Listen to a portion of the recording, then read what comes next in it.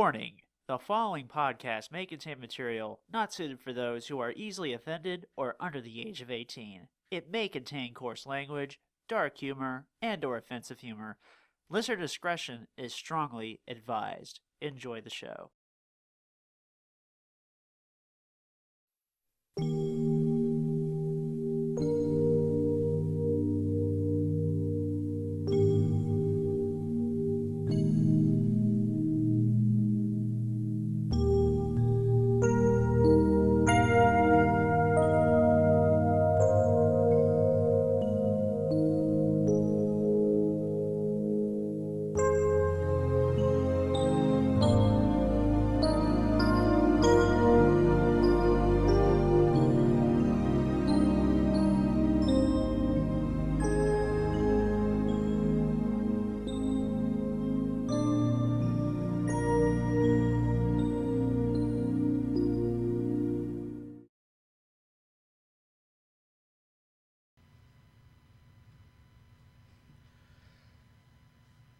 Good evening, folks. This is your old pal, Cube the Third, and I'd like to welcome you all to the third season of Otaku Midnight. We are back.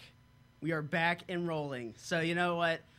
Before we start the show, I thought we would reintroduce ourselves. Okay, so this season of Otaku Midnight subtitle is Try, T-R-I. Now, I assure you it's not a Digimon reference in any way, shape, or form. We assure you that. Although Kevin is a big fan of Digimon, but I'm not. Yeah. I didn't really catch the Digimon bug. But yeah, we are Otaku Midnight. We are a podcast that is dedicated to talking about things that are great, and we are basically a kind of like a mixed media podcast. We talk about anime. We talk about basically Asian entertainment and Western entertainment, and and sometimes video games, like anything that's like well in between, basically. All right, so with that, I'm going to turn the mic over to. I'd like to welcome my host Kevin, my co-host Kevin, I should say.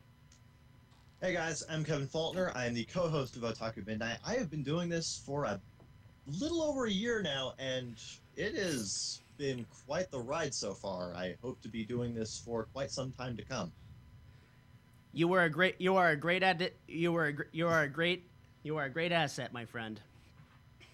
Thank you very much. Okay, all right. I'd like to welcome, a longtime friend of the show, ChibiUFO. Hey everybody, glad to be on here again. I love the show, and I love being on it. It's such a nice little show to just kind of flex my muscles and just sort of bounce out things, share opinions, and just talk about anything. It's just always love being on the show. It's a total blast, and man, I do have a load of stuff to share, so I'm super excited.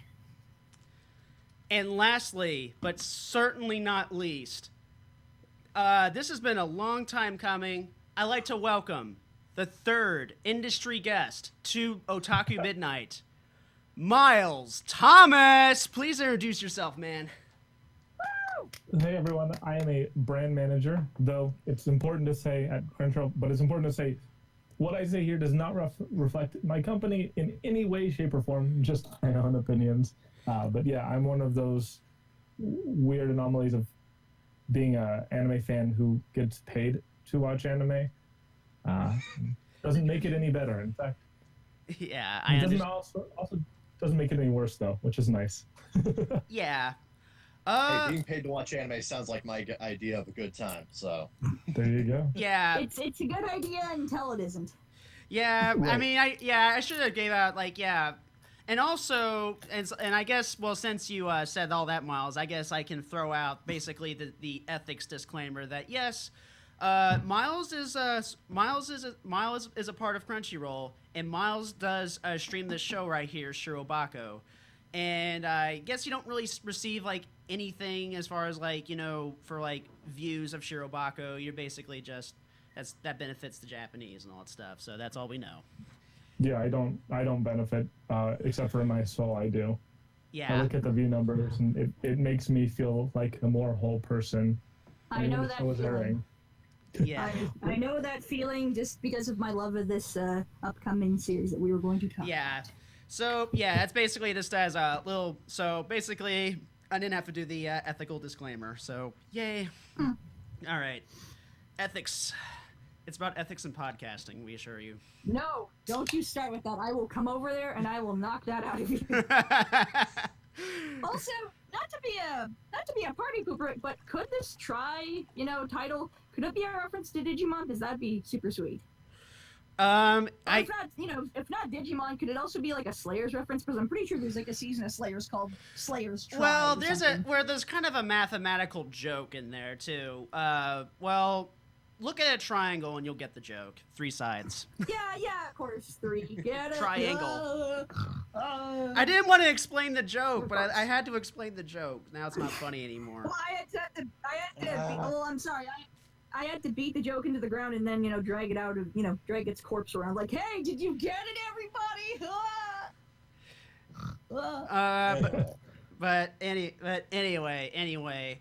Yeah, it's been a couple of months, but, basically, Otaku Midnight, every once in a while, will take, basically a 2-month break or like a month-long break. We usually do this for holidays and usually during the summer, or usually just, to kind of I only do that to basically recharge because I get real burned out easily doing this. I mean, I love doing it. It's fun. Don't get me wrong. But, sometimes, it's a lot to handle. Yeah.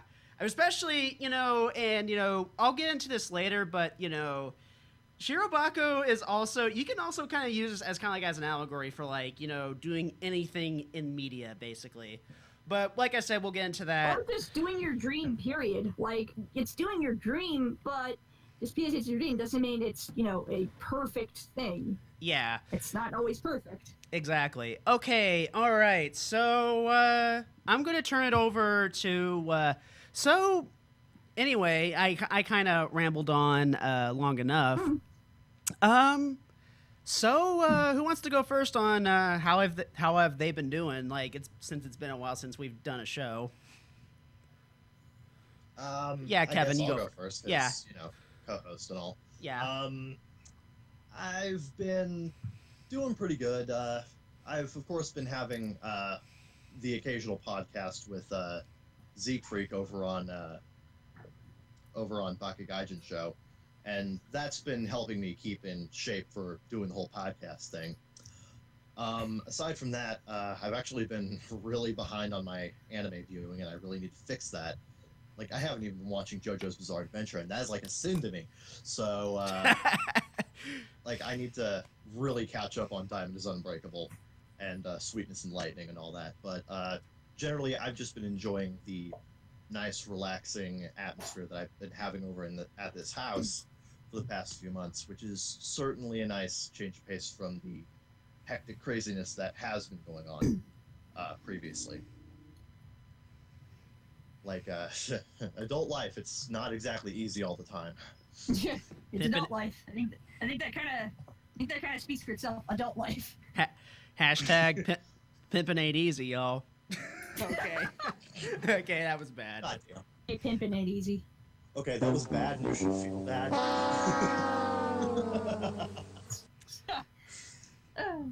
My apologies. Anyway, Chibi, how have you been doing? 2016 in general has been kind of weird for me. It started off not being too great. Even with the not so great parts, there were some really nice moments. I've been on, oddly enough, a ton of podcasts this year, and I'm super proud of all of them, and I've been really happy. I was featured on a couple episodes of the Greatest Movie Ever podcasts, and a few months back also on the, thank you, and on the Destroy All Podcast, DX podcast, where the host, Jeremy, and I took a look over the entire Halloween movie series, and wow, those other movies, they are quite a pair of doozies. Ooh. But there's been that, and I loved doing those shows. Those were a blast. I love coming on this show. It's just, I'm surprised by how many podcasts I've actually been on, because I actually don't really do anything. I have some ideas, but I don't really have, it's not that I don't have the drive for it, but it's just like, I can't really focus on the one specific thing. There's just more like, I want to show people things, and that's kind of about it. But that's been great. Real life stuff's been a little weird the past early couple months of 2016, but it got much better for me. I talked about all this stuff through my Twitter, but I'll just go through a quick run through. Earlier in the spring, I started taking antidepressants. That's been helping me a tremendous amount. I feel better than I've ever felt in my life. I feel happy. I feel positive. I feel like I enjoy things. I feel like I enjoy people. I want to help people. I want to, just do nice things, just for the sake of doing nice things. Outstanding. And, thank you. But Best no, this, dropping. 2016's been one of, oddly enough, the best years ever, when it felt like it was going to be another crapshoot for me. And, as of recently, anybody doesn't like this, that's fine. And if you do, hey, cool, thanks. But, yeah, I came out as a trans man a few weeks ago. And, no, life's just it's been great. The summer's had its bumps, but overall, it's been fantastic. I honestly can't believe how nice it's been, and I'm really happy to be here, and I'm really happy to just talk to all of you, and I'm really happy to just talk and share positives about, anime, just being a giant nerd. It's been wonderful. Thank you. And as for other quickies, I've been a bit behind on movies. I always find it kind of funny because I love going to movies, love seeing movies. I love movies. Been a bit behind, but there's some stuff I'm like, yeah, I know. There's some stuff I'm looking forward to. I want to check out Kubo because it's Leica, and even when Leica fails, I still want to give them the benefit of the doubt because like that sort of creativity and art. I can't help but just show my love for it. Want to check out War Dogs because I'm a sucker for Jonah Hill, even when he's at his scummiest. I just I gotta check it out. Checked out a bunch of indie movies this summer, and I loved most of all being Closet Monster, my number one movie of 2016. I loved every single moment of it. It's a masterpiece of a movie. There's a few other movies I might check out, but overall, September will probably be my movie catch-up month. Oddly enough, one thing that I'm really happy to be back into that I've been kind of oddly out of for most of 2015 and the beginning half of 2016 is video games. Not that I fell out of it or anything, but it's just like I haven't really had the time, and I haven't really known I don't really know what I want to play at the current moment, but I've been playing a lot of 3DS stuff, catching up on that. I actually just recently hooked up my PS3 and got a PS4 back in late July, and I've been playing a crap ton of video games, and I am just in bliss. I missed it. I really missed playing video games. I'm so happy that I'm catching up. Been playing all the big new games, Doom, New Mirror's Edge. Been playing all those. They're all wonderful. I'm just, I'm so happy about that. It's just Video games are awesome. Yes, they are. They are wonderful things. I'm really behind on anime, but I have to say, when I feel like half the time summer tends to be a bit of a dry period for anime, the season's been pretty nice. There have been a couple of duds where I've been disappointed, but otherwise, it's just been really nice. Sweetness and Lightning's great. New JoJo's is phenomenal. I can't even believe how much I love Part 4, but it's just, oh my god, so many things about it. I love the characters, it's everything about it. I'm just gushing all over the place, but wonderful. I know, right? Summer's also been a nice time to catch up on TV shows. Too much to talk about in this one little thing, but I've been watching a bunch of stuff. Saw Stranger Things, watched all of it. It was great, a lot of fun. Not my favorite 80s reference, the whole thing, but it's still really damn good. Attack the Block still takes my number one for best 80s reference thing ever. But Stranger Things is I'm actually, I don't know. I mean, I enjoyed Stranger Things, but maybe we might talk about. I mean, I really liked it because it reminded me a lot of it. I think it finally did the whole Spielberg reference thing correctly. Yeah, no, totally. Because I like that. I'm biased here. I'll say that much. No, I can totally understand it. I appreciate that it remembered something about Spielberg movies that people always seem to forget when it comes to that whole nostalgia bomb thing. It's not afraid to have its gutsy moments. Kids can die in this, and things can happen, and it can be pretty terrifying. And I appreciate that because, Jaws and Poltergeist, there are some wonderfully legit terrifying moments in those. But I think the best way I could sum up Stranger Things is it's nice to see Winona Ryder back in things. Winona Ryder, Winona Ryder was great in it.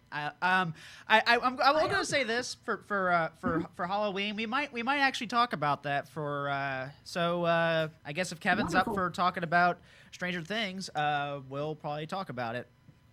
I believe it's on Netflix, so yeah, I can just easily blow through Stranger Things. It's really nice. I really dug it. There were some issues I had with it, but overall, I still really dug it. Okay. And really, in general, I don't mean to babble on myself. But, yeah, we would speed this up a little bit. Yeah. Sorry. Anyways, no, just in general, the past couple months, spring and summer especially, have been some of the best moments I've had in my life. It's been wonderful. I'm really happy to be here too. So thank you.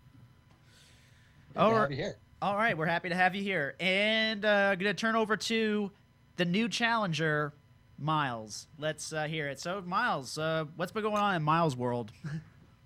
A lot. Work has been so. I live in an interesting situation where I don't have good clarity on what is my work and what's not, like what I'm doing for fun and what I'm doing for work, because they tend to inform each other so much. Yeah. So like I'm the kind of guy who, before even I started working at Crunchyroll, I'd like look at pirate sites to just get the view numbers for everything. I'd like catalog them, and I thought it was so interesting to see what people were actually watching, and like. And then I'm like, oh, wait, I have all these tools at work so I can see what countries people who go to this website, this one particular pirate site, are looking at. So then you can kind of see regional differences in piracy traffic. So like, I'll do that for fun, and then I'll be like, oh, hey, boss, I did this research over the weekend that I was just doing for my own like personal satisfaction. But nice. It's valuable to us for this, and this. And then that's the problem. And then I'm like, oh, every week we want a new version of this. Type thing happens. And so coming up with the balance of where's my real life and where's my job has been pretty interesting, but it keeps me very, very active. Yeah, that's pretty. Yeah, that's a pretty interesting thing. I still remember that industry panel that you did, Miles, and it really kind of opened up my eyes to a lot of things, and I hope you come back to OhioCon this year, because I thought your panel was really fun and easy. It was really fun to listen to. Well, thank you. I had a lot of fun, and that's actually another thing, is that I've been doing a ton of conventions, and so the one anime-related thing I get to do that's not like that I can't mistake for work is doing panels on things like I have a Mamoru Oshii panel that I've been doing, and refining, and so trying to get that in good shape for the next con I bring it out to has been exciting. And are you just out of curiosity, are you planning on coming back to OhioCon this year? Because I'll totally go to that Mamoru Oshii panel, because I know about Mamoru Oshii, but I always like going to panels to kind of see what I missed or something like that. Yeah. I mean, I would honestly even just be happy to go to anyone else's Oshii panel, even if they had less information than me, just because I want to hear other perspectives on the guy. I think he's so interesting. Not currently planning on going to OhioCon, but I'm not currently planning on going to any conventions in 2017 specifically. I just am planning on going to several in general, so I don't know where I'm going. Okay, all right. That's cool, man. It's I'm at 17 this year, which means that it feels like every other weekend I'm doing something. Yeah, I totally get that, man. Sometimes you just gotta take a break. That's okay, man. All right. Sometimes, some days though, I wish I had that kind of life where I'm just constantly busy. But at the same time, I do enjoy my freedom of just relaxing and just chilling. Yeah. I think sometimes you don't realize how much you miss that bit of freedom until you finally have that chance to get that sort of breath of air. You're like, okay, I have a couple seconds to just catch my breath and just sort of, chill out for a little bit. And those Mamoru Oshii panels sound wonderful. I've always been a big fan. But for me, I understand everyone's love of Ghost in the Shell. It's a spectacular movie, but for me, that crown jewel of that man's biography, it will always for me be Pat Labor 2. I don't care how overrated or underrated it is. I love that movie. Such a gem. What a gem. 100% on board with you. I actually think that Ghost in the Shell is one of his weakest works. Yeah, I get why it won people over, and why it won people, brought people into anime, because it totally is that type of a movie. Oh, for sure. But I feel like if you really want to understand, or you really want to see art being art without being quote unquote pretentious or quote unquote being dumbed down, but you just want to see pure art that's just intelligent without having to pull any BS. Like Pat Labor 2 is that type of a movie. It's pure, unfiltered art that's also telling an adult, mature, like well constructed story. Like the idea that out of all the movies in the history of time, an animated movie from Japan is one of the most realistic takes on a terrorist attack. Like, out of all the movies in history, this Japanese animated movie from the early 90s is this realistic portrayal of terrorism. That's so brilliant. But yeah, that's just my little gush. Yeah. Fuck, what was I going to say? Okay, I guess, as for, like, my end, okay, well, Otaku Midnight's been on break, obviously. As for me, been watching Stranger Things, and, I thought I feel like it was the only Netflix original to grab me. I mean, yeah, I know, Really? Orange is the New Black, I know, and Knights of Sidonia. Orange is the New Black is great, but it kind of takes a while to really get into it. Like, that's kind of the unfortunate thing about that show. Like, it takes a while to get into. Like, the main character isn't the most interesting of the series, and it takes a while to kind of get out of her thing and to get into the other characters. So it takes a little while to get used to. Yeah, I know Daredevil, and there was this show that my mom was watching called Carrying Grace or something like that. I think that's what it is, Carrying Grace. That sounds right. Yeah. I've heard of that show. I've heard it's all right. I saw Daredevil. Daredevil is really good for what it is, but like that show was just not made for me at that time. Or like, this thing sounds really cool, but like it's so brutal and dark. Where I'm like, I do not need a brutal, dark thing right now. Like, I watched that at a time where like my life wasn't in the greatest of shape, so it's like I don't need to feel horrible about a thing and see people get fucked up and stuff like that. Like, I don't need that right now. Maybe later. So, like, great show, but like, I did not need that right now. So, I saved it for later. And like, yeah, it's a great show, but wow. Push it down, save it for later. Yes, exactly. I'm like quoting the push pop commercial. Commercials. Yes. Push it down, save it for later.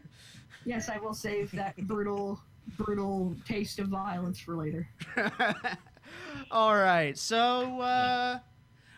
so Kevin has like a huge announcement for Otaku Midnight. So, Kevin, take it away, buddy. Oh boy. Well, Otaku Midnight has been one of the most fun times I've ever had on the internet. I'm able to create. I'm able to talk about things that I like. I'm able to just do things my own way. And I've been really wanting to work towards expanding Otaku Midnight beyond just being a podcast where me and my friends can just go to shoot the shit about whatever we're talking about at the moment. So I am very proud to announce that we are currently in the stages of creating a new channel and a new series called Otaku Midnight Gaming.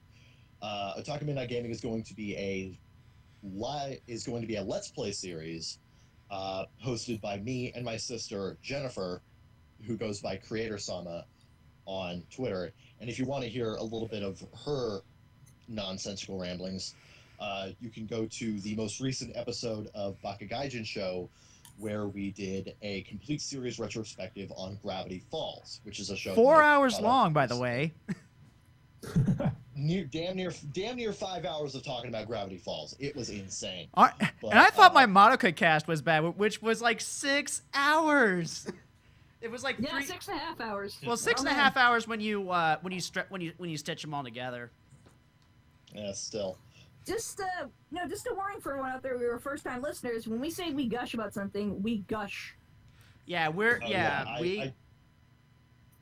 Me and Zeke just went nuts with Gravity Falls. So, Otaku Midnight Gaming is currently on its way, and best case scenario, you guys should be seeing the first episodes of that sometime between November and December of this year.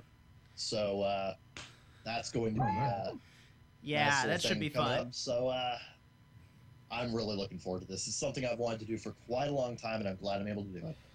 All right, so I guess that's gonna probably wrap us up. Okay, so should we get into Shirobako now, or What? Yes, please. Yeah, well, Okay. unfortunately, I do have to bid everybody adieu at this point because I did not watch Shirobako. Oh, wait I a just have second. not Wait a had- second. We have an email that that we should read first before we get to that. Oh. Oh, Hold okay. up. Let me let me get it. Come on. Bring that sumbitch up. Flick up to load. Sorry, folks. Padding.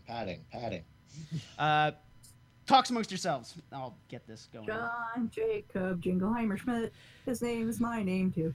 Well, maybe What's not. that? Well, maybe not that. So, I spit in the water.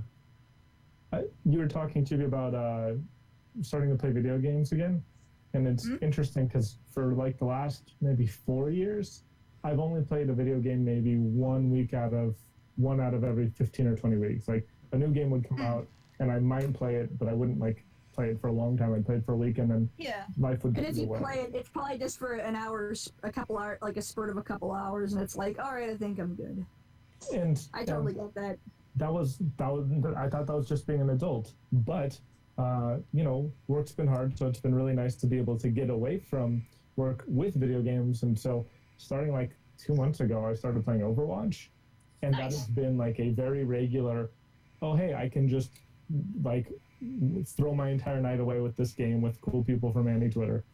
Yeah, totally. Just play a game and enjoy it and have fun, and especially for the sense that like that game was made for that type of reason, where it's competitive too, but it's not like annoyingly competitive. Where like, Right. oh, You gotta be provide- MLG to get good. Yeah, like no, it's just a nice game where everyone has their own unique features and you can switch characters anytime. Like that's so great. I need to give it's that game a shot. I'm super eager, but like I'm just playing so much catch up right now that like I'm just embracing everything that all the games I've missed in the past year. Plus, like, my reason for not gaming as much was like I had a big move and I had to rehook up all my stuff, and it was just sort of like I got into this weird funk and I got all moody. But now it's just like, now that I'm actually happy and I'm enjoying stuff and I'm happy about life and crap, I'm just like, all right, video games, let's do it. And plus, after finally hooking up my Frame Meister to my Super Nintendo, now I can play all my old retro crap on my modern TV, and it doesn't play like Nice. garbage and it doesn't look like garbage. So it's just, I'm all on video games. So like now, That's just wonderful. oh my god, I know. Like it's weird. I was like, no, maybe I'll just get like a Wii and hack it and get homebrew on it for like a Super Nintendo emulator. And I'm like, no, you know what? I'll screw it. I'm gonna bite down and just get a Frame Meister, and I did. And Oh, Oh, I got that's the email wonderful. up. Got the email up on my phone. hooray! Okay, all right. So this is a question for, I guess, all of y'all. I mean, it's a love life question. So, okay, let's Oh, see. snap. All Good right. opinions about that. Okay. Alrighty. Custom soundboard, go. This message comes from a buddy of mine, Aru Azumaya. And I it love He's reads, a good dude. Hey, Aru. now I'm not sure if any of you guys have watched the English dubs of Love Live and or Love Live Sunshine, but if you have, who do you think would win in an idol sing-off? Bang Zoom's cast as Muse or Funimation's cast as Aquas? Or Aquars, how do you pronounce it? Aquas, I guess. I asked this because neither Love Live nor Love Live Sunshine dubs any of the songs, so it piques my curiosity to see what these songs would be like if the dub cast were able to dub them. Personally speaking, just real quick, if anyone's wondering, the reason why they're not dubbing the songs is because of rights issues, and the Japanese Yeah. are probably not too keen on having the voices of the Japanese actresses, removed. Or But, dubbed over Yeah. Yeah. for So that language track. because Love Live is intended to boost their careers. Well, it's Or intended. started. Well, it's also intended to like sell CDs too, if I'm not mistaken. Yeah. Mm. But personally speaking, just because of their background and stuff, I'd personally put Bang Zoom's cast as Muse as the winner. Well, there you have it. Because a lot of those, That's a tough question. because honestly, a lot of those actresses have background in like fan dubbing songs and whatever. Well, that's what I was about to say, because I thought like the Glitter Force songs were all done by Bang Zoom, and those are sometimes cringy, but they're generally like at least musically well done, and the singing's good. So A lot of Saban has that quality where some of it's cringy, but a lot of it's actually somewhat competent. Like, if you go back to any of the really old, like, 80s synth from Haim Saban, well, not Haim Saban, Shuki Levy, his biography work, like, some of it sounds a little too cringy of, like, oh, this is so synth that it hurts, but there are some, like, hey, this is actually genuinely nice. There's, like, a nice little beat to it. yeah. Yeah, like, So, I mean, go and watch, like, Real Ghostbusters. There's some good music. Oh, yeah. His compositions for that show are wonderful. They work for the theme of Ghostbusters. They work for the setting, and it has this nice sort of a mellow vibe to it, and it never seems to overtake the show. But Glitter Force. I haven't actually watched that much of it, but I have heard a few. Yeah, I have seen a couple minutes of it, and I've heard some of the songs. It's surprisingly a better take than the previous Precure dub attempt, because that Calgary, Alberta, Canada dub from Blue Water. I would have to personally disagree with you, because I actually really, really like the Blue Water dub of the first season. Here's the issue. But I really don't like the dub of Smile. No, here's the issue. The Blue Water dub is fine. Like, the voices work, but it seems so much that it wanted to be like a 4Kids like production, and it seemed so rushed. Like, it didn't seem like it actually planned out what it was trying to do with the dub, so it just feels sort of uneven and not well done, where, like, the voices themselves are fine, but it's just overall kind of an undercooked mess of a dub where, like, there's a part of it that's really good and the rest of it's just kind of undercooked. Ugh. But to answer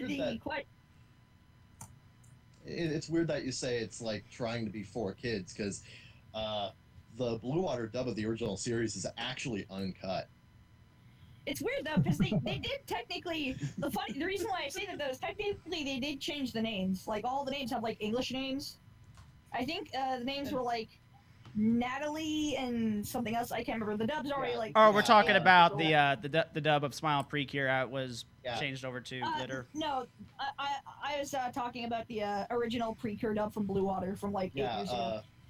It was Hannah Whitehouse and Natalie Blackstone. Yeah, there we go. It's like Hannah and Natalie. There we go. Like those names.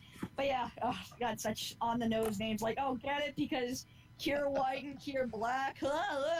And it's like, but yeah, to actually answer the question though, I would have to go with the first choice with Bang Zoom, because a lot of the actresses tend to be, I think, a bit more known into singing, and they practice it more. Where it's not that I doubt the Funimation actresses, but a lot of them tend to only come from like theater, where there might be some singing, but a lot of time it's really more just sort of straight up acting. So a lot of the Bang Zoom, a lot of the I know acting. What the hell's acting? A lot of the Bang Zoom, they also are solid actresses, but they're a bit more they're known to sing too, because of like they have backgrounds in fan dubbing, or that's just their background. Like, they do a lot of singing. But yeah, my answer is the first choice with Bang Zoo's the dub of Muse. Okay, Miles, did you go? Like I said, I had to be right back real quick. So did I go? Yeah, did you respond to the question, the life question? I was right there with Kevin, because it's just I know the backgrounds of the Bang Zoom girls a little more.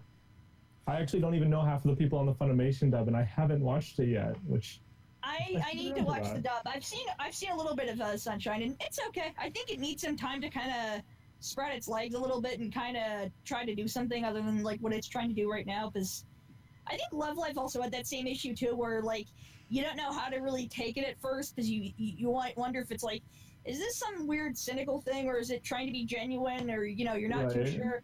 And then until a couple of episodes in, like, oh, okay, now I get this. This is actually kind of nice. It's not trying to be automatically, moe blob, or it's not trying to be this. It's just trying to be a genuine show. But like these, we like that moe blob around here. These girls care about a thing, and they're trying to actually, help something. They're trying to do something, and they actually care about each other, and it's friendship. It's not some weird kind of fetishy, creepy fetishy stuff. You know, like it just seems like it's actually trying to be genuine, which I kind of respect that. Plus the movie, that movie is kind of better than it has any actual right to be. That movie gets so many things oddly right. It's just hilarious in hindsight. I'm laughing right now thinking about how you said the Love Live movie is feminist. Yeah, I it don't is. understand how it is though. No, it is, but it also passes the Bechdel test. Like the Bechdel test, excuse me. It actually passes it, and it's like, wow. The Love Life movie is feminist, and it passes the Bechdel test. Wow, what is even? I don't even know. What is even? Like I said, that is the last thing I'd expect you to call Love Live anything. Well, no, like sorry. A lot of Love Live is, a lot of idol shows are for the male gaze. A lot of idol shows are just about for the male fans. And one of the reasons why Love Live has worked so well with young girls and more broader audiences than you would really expect for an idol show is because it does have that kind of feminist twinge to it, where it's and I think that's great. It has a lot of a genuine quality to it. It's not trying to be automatically this. It's actually trying to have likable characters who, you know, like each other as friends. They actually like each other, or you know, they actually talk to each other. There's a lot of decent, genuine moments about it. There's some less than genuine moments too, but those are a lot rarer than fans would admit. But I will take one issue with what you said, because I like the Love Live TV show, especially the second season. But I thought the movie was hot garbage. You thought it was what now? Hot garbage? Hot garbage. Hot garbage. I thought I was having fun. I liked it as like it's a lot of fun fluff, but it's like a genuine thing to Love Life. I was like, this doesn't actually really do much of anything for the series, but it's just a lot of fluff. Like, oh, they go to New York, and oh, they're gonna eat cheesecake, and oh, their hotel ends up being a fucking dump, and then oh, they're gonna do a big concert, and no, there's like a bunch of musical numbers. No, they meet Americans, and they're really friendly. We get it. Yeah. Yeah, I know. Okay, let's. Yeah, okay. It's fluff. Whew, all right. I do have to say though, like just on the Love Live Sunshine dub, I don't know who they got to do Yohane, but she's good. The Chuny girl. Ooh. I need to watch. I really need to watch more Sunshine. Yohane is best. Ooh. I've only watched the first episode, and I'm giving it some time before I get back and do it. Well, Okay. episode 1 was all it took me to learn that Yo was the best Love Live. So. Oh yeah, that. We're gonna fight about this, fam. Oh God. All While right. y'all are fighting about your love lives and best girls, I'm gonna come over and steal all your anime, and I'll be like, "Ha! Too busy fighting. I took all your anime." Did you get past my? Did you get past my secure? Did you get past my dinosaur that eats force field dogs? Yes, I did. I don't know. All right. Okay. All right, guy. All But, right. So, all right, Kevin Shu. But real quick, the reason why I'm not doing the SHIROBAKO thing is because I didn't have time to watch it. Mostly because I just didn't have the drive, and you know, considering that I am here with like 3 big fans of the series, particularly Miles. Excuse me, I'm the #1 fan here. Whoa. You can debate. Oh, that. okay. I'm sorry. You can debate that while I'm gone. This isn't actually a big fan love post about this. This is actually gonna be a fight between me and Miles, and we're gonna fight to the death about our love about SHIROBAKO, and I will prove that I am the biggest fan, and I will fight him to the death. So you know, stay tuned. We're gonna get pretty bloody up in here. You know, people might lose some teeth. Heads up. But yeah, the main reason why is just I have no drive for it, and you know, because of the nature of this episode, I didn't want to have to force myself through it because I just wouldn't enjoy it in that manner, and I just didn't want to do that to the show and to you guys, and it's just better if I'm not here. Okay. How dare you not watch things? Okay. All right. But I will announce something. Okay. I'm going to announce like our next show discussion right now. We're going to be for the next show discussion. I don't know when we'll do it, but I'm by estimation, I may do this sometime in October. we're going to be talking about Yuki Yuna is a Hero, which Kevin will be joining us for, along with some guests, but I don't have anything finalized yet, but I'll announce something about that over time. So, all right, Kevin, bye. Later, guys. Yeah. Later. All right. That was great. All right. Woo. All right. So, with Kevin, the gauntlet is dropped. Goodbye, Kevin. All right. All right. So, all right. Now, let's go into SHIROBAKO. All right. So, this is the topic for tonight. Now SHIROBAKO is a 2014 anime made by PA Works.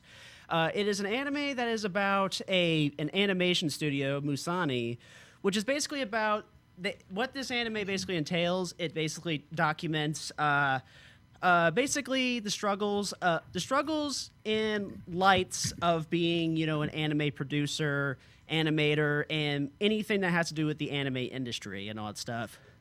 And so I guess we'll start off with basically our story with the show. So you know what? Let's flip a coin. I'll flip the imaginary coin. I don't have a coin here. Fuck. But who wants to go first? Miles, I think I'll let you go first. Yeah, you're the guest of honor. All right, so Miles, so let's hear your story about SHIROBAKO. I have the most mundane one, so I think you probably have a bit more of a connection with it. So let's hear it, buddy. My relationship with the show. All right, yeah. So SHIROBAKO came out during a really interesting time in my life. I had a really rough summer. I had a really miserable job when I was seeing the promotional materials for it. And SHIROBAKO started the same week that I started at Crunchyroll. So I think that's kind of like the first step here, right? I have this inherent relationship with the show just because of where I was at my life was so finely tuned to what the message is trying to say.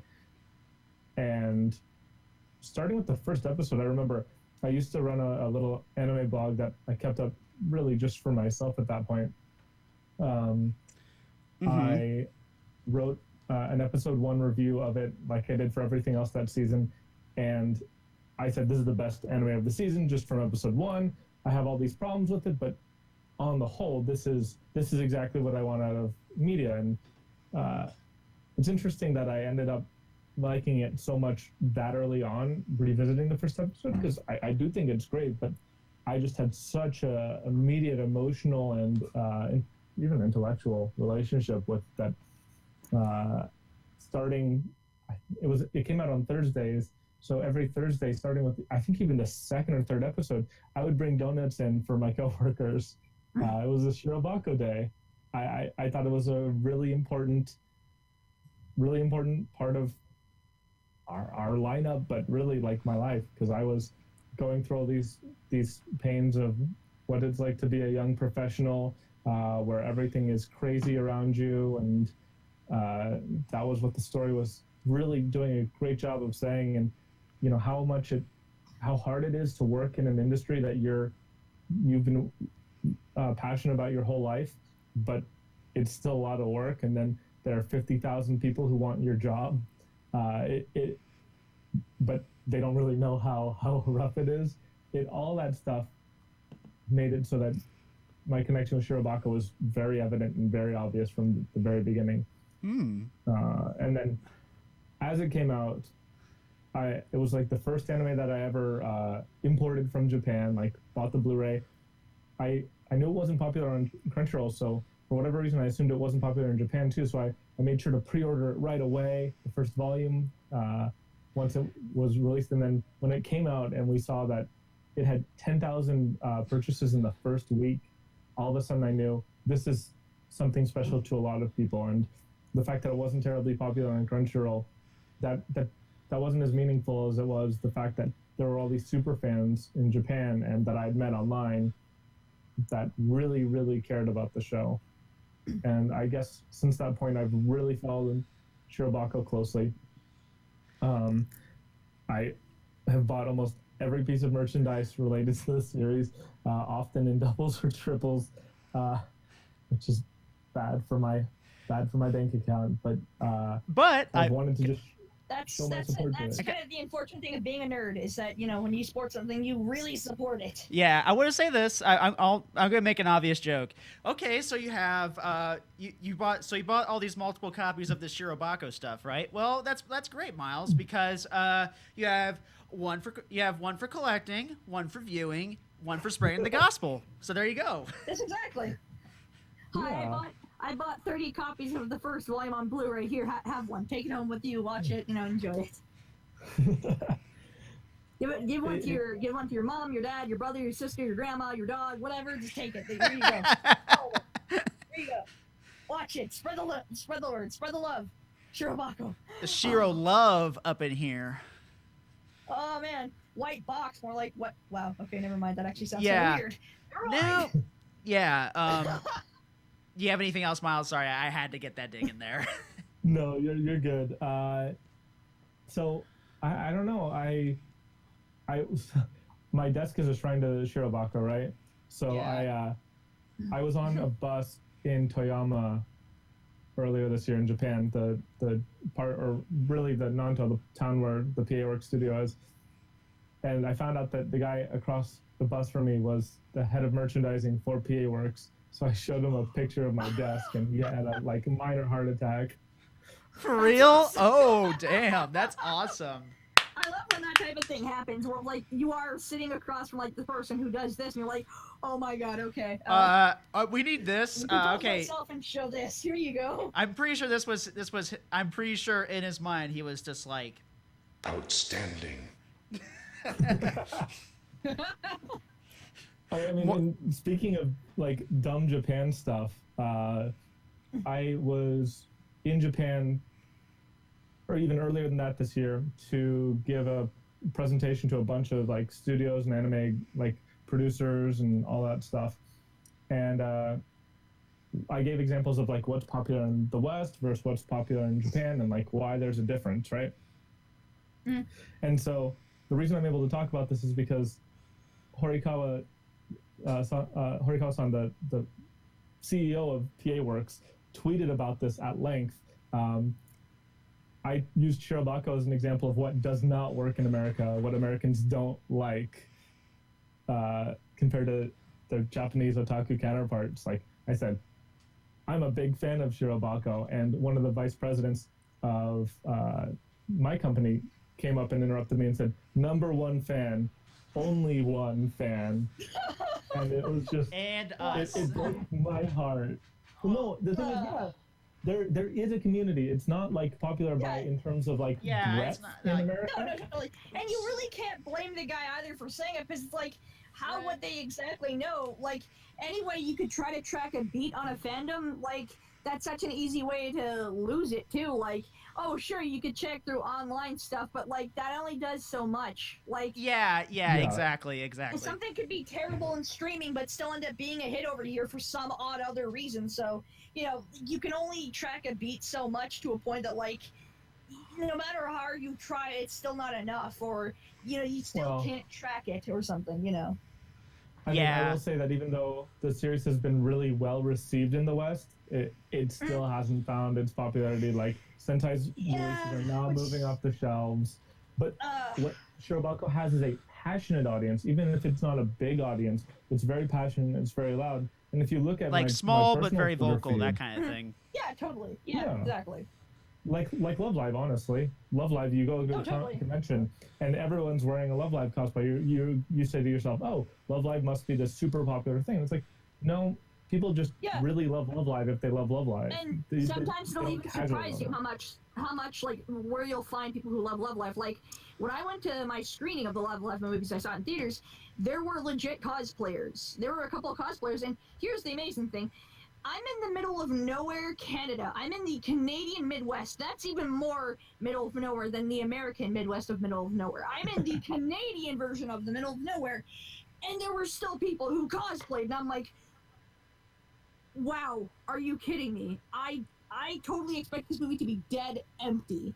Not only did it turn out quite the crowd, but there were cosplayers. I'm like, oh, okay, I'm not worthy. I am not worthy. You are all amazing. I can't believe people are here to see this. This is just like I could almost cry. Like, this is amazing that that was actually basically showed me. up to this. That was me with Madoka and all that stuff. Then again, Madoka was, a success, obviously. Yeah, Monaco was like the biggest anime of the decade Yeah, no, almost totally. until I Attack still on Titan. feel, I still feel like my biggest emotional reaction to like seeing an anime in theaters, or like the reaction to it, was when I saw Only Yesterday in theaters, and my entire theater was packed, sold out, like every seat ever, that. and the fact that like Oh, everyone yeah. everyone appreciated it and were respectful, and no one talked, no one tried to MST3K, because I'm like, if I mean, like, hey, look, I love that series as much as every other nerd, I do, but if I ever see people do that in public in an actual theater, like, yo, I'm sorry, I'm gonna beat the crap out of you. I'm sorry, like, I'm really not trying to encourage violence here, but it's like, no, I'm sorry, I will box your ears in. I didn't pay $13 plus tax for a movie ticket to hear you fucking, hey, everybody want to hear my crappy jokes? My wacky comedy, kids! When I say wacky original jokes, I mean crap I stole off of 4chan, and I think I'm a big boy for showing it to everybody. Like, but yeah, anyway, sorry, I apologize. Sorry. But no, just like having that special reaction to something, like the fact that the entire sold out audience to Only Yesterday was so respectful, and the fact that like I could hear people cry at the right moments. I'm like, this is amazing, and the fact that the audience the fact that the audience went nuts as it ended. Like, first crack came up and everyone was just like, wow, like, oh my god, thank you, everyone. I can't believe everyone got into this that much. I was just blown away. That was kind of my reaction. I straight up cried. Sorry, I don't mean to go into that, but like, I straight up cried in the audience reaction. Like, I clapped and I was just in tears. Wow. Ugh. But yeah, that small vocal fan base. You know, you'd always be surprised just how vocal they can be. Yeah, the volume of that. And they were, and that's the thing. So Horikawa, the PA Works CEO, was really upset about that, but he said, but that Miles guy, he didn't say my name, but he's like, but that presenter, I'd like to have a beer with him. And I'm like, yeah. Yeah, right? so you got... So, you're a bro, you liked my show! Yay! Thanks for liking my show. Do you want to like go for a beer sometime or something? I almost went... That's it. Well, if PA Works guy, if you're listening, yeah, sorry about this, but oh well. Thank you for making Thank you for making a good show, by the way. Yeah, no oh my God, kidding. thank you. Yeah. Yeah, like I don't even know how to express my thing other than saying thank you for making such a masterpiece that like spoke to me and really touched me, and just like, it's like, there's no second guessing for me on this. SHIROBAKO is in my top 3 anime of all time. Like, it like top 3 of all time. It's in there. I'd almost say it's at number 1. Like, it hit me that hard. That's how fucking much I love it. All right, yeah. So, okay, I guess I'll say kind of like my story. And then I'll go last. Okay, all right. My story is probably like a little bit blando, shruggo compared to probably Miles and Chibs here, but yeah, this anime kind of came like at one of like a really it came at a really strange time in my life. Basically, the second part of the show is kind of like it's kind of like a real I have an interesting story I want to say about it, but I'll save it. But this anime, I watched it as it was airing. It was fun times. Seeing all that initial D'ing going on and all that stuff. Shit. Everyone posting the same picture on Twitter every week. Like, Yeah. everyone had the same tweets about it. It was so funny. Yeah. Like everyone constantly spamming the Don Donuts. I want to go nuts. Like, oh my God, yes, Don- yes, of course, donuts. Yeah. Oh, and a little bit of a story. I wish I kind of communicated this to you guys. I was really hoping that I was really hoping to get donuts, but I got donuts, but they're not like donuts. They're like donuts and all that stuff. Those little mini donuts. Yeah, that's understandable. I would have stopped by like a Tim Hortons to grab a donut, but I was kind of in a rush to just get home. Yeah, so that way like, I my could, so Saturdays that way are I kinda could busy say, like that, so so that way we could do the Don Donuts thing at the end and all that stuff. yeah. I could probably get one of them oh, right now, but oh well. We can do it. We can do it in spirit. Yeah. All right. So basically, this anime was really interesting. I was like, ooh, okay. And it was really kind of a fun. I thought it was actually kind of a really fun show. I do have some things to. I'll get into this as the show goes on, but I don't really think like I said, I think the show is honestly, the tone is also very positive, but I loved also how it handles its cynicism. It's not like Wake Up Girls where they say, oh, well, the industry is filled with crippling depression and all that stuff. Or like, and people are awful and and They'll how it's hate funded by everything. and it's funded by and all that stuff. You didn't hear that anyway. some awful thing, whatever. Yeah. It's funded by awful people, and they're awful, and blah. Yeah, Life is horrible. yeah. And SHIROBAKO could have done that. But like I said, I'm getting too ahead of myself. But yeah, I really enjoyed the series. I kind of dropped it off for like a while, which I'll explain a little bit later. But this series was kind of part of my recovery palette because last year, around July of 2015, I kind of had a big public meltdown on Twitter and all that stuff. And I had like a huge breakdown among that, so in order to kind of like cheer myself up, like after that, a couple days later, I started watching anime again, and among this was School Live.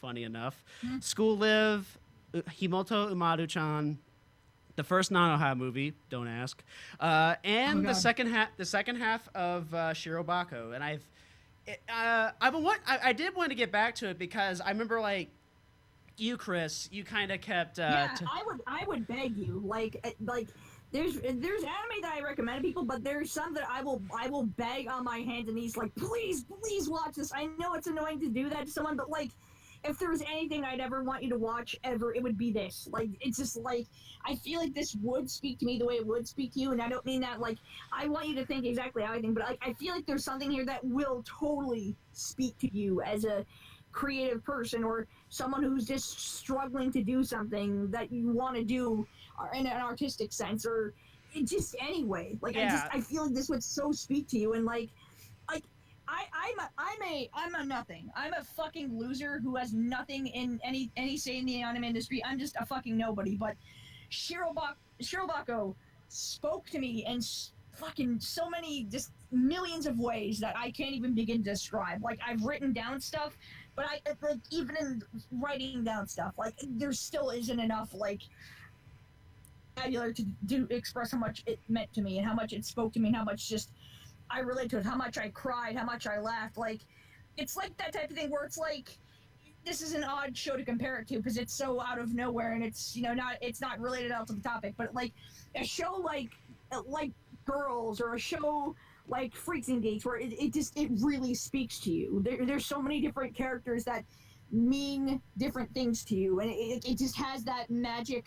It has that magic. It has that like perfectionist, or like so many things try to do but fail, and this show nailed just about everything, if not everything. Okay, now, all right. So, if Miles, you have nothing else to add, let's like kind of like get into kind of like the story.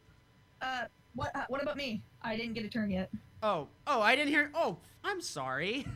I'm sorry. It's okay, That's. don't worry. But yeah, that's Sorry, basically I'm my. just- But yeah, that's basically my story in a nutshell. SHIROBAKO is great, guys. So, on to the Chibs, to my north.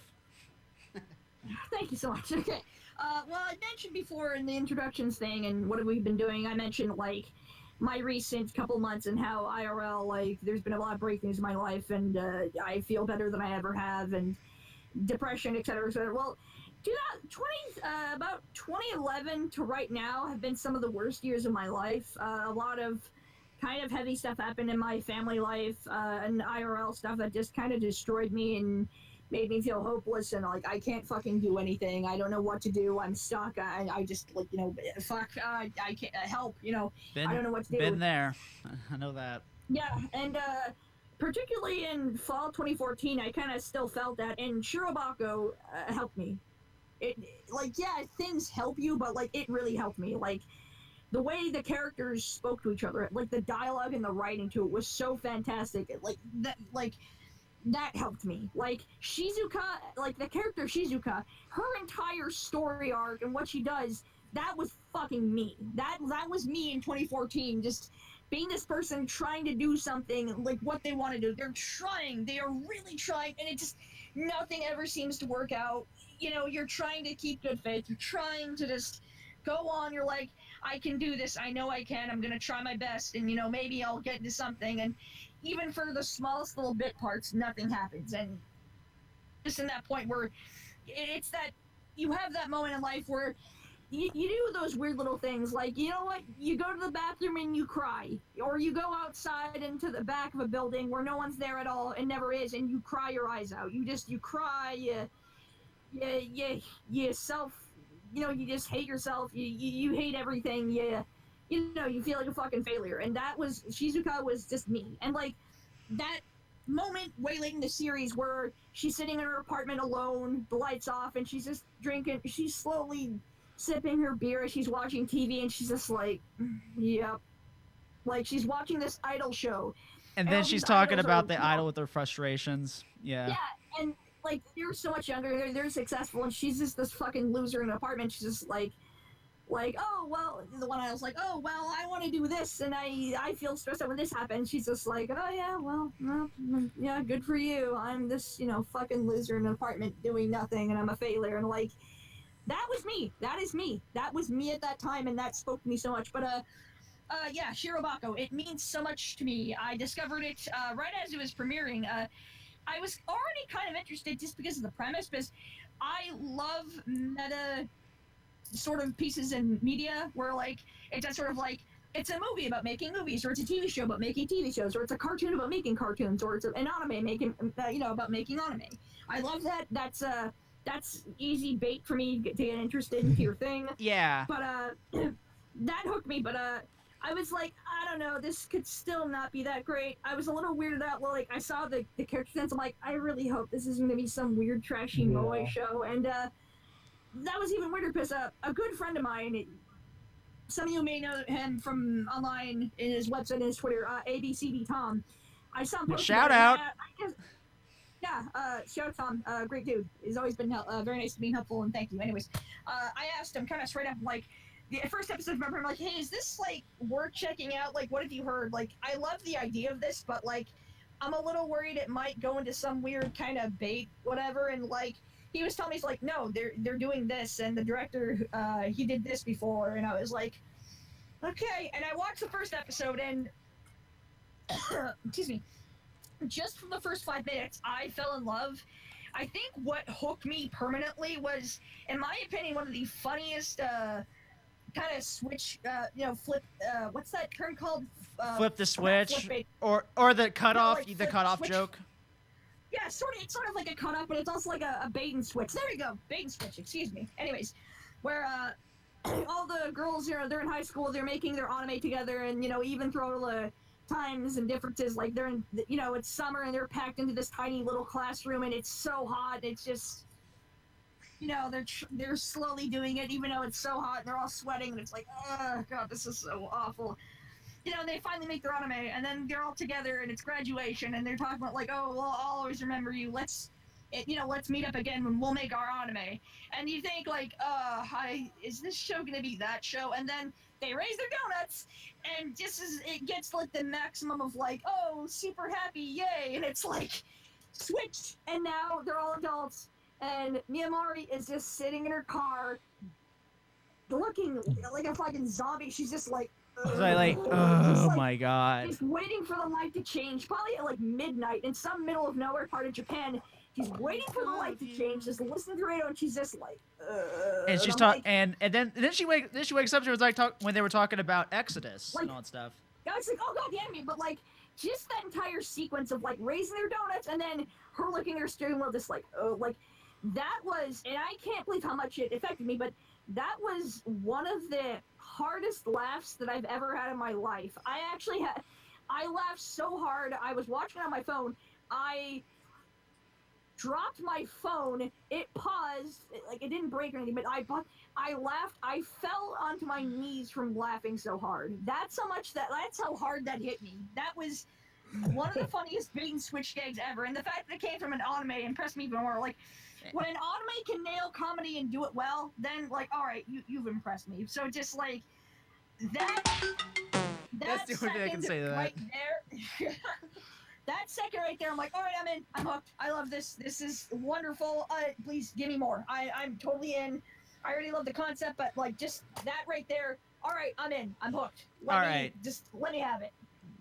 Now let's dive into like the story. So basically, you know, the first episode. Okay, I'm gonna let you guys in on some inside info. The original intro I had planned that I was going to do, but I didn't really have that much time to really do it.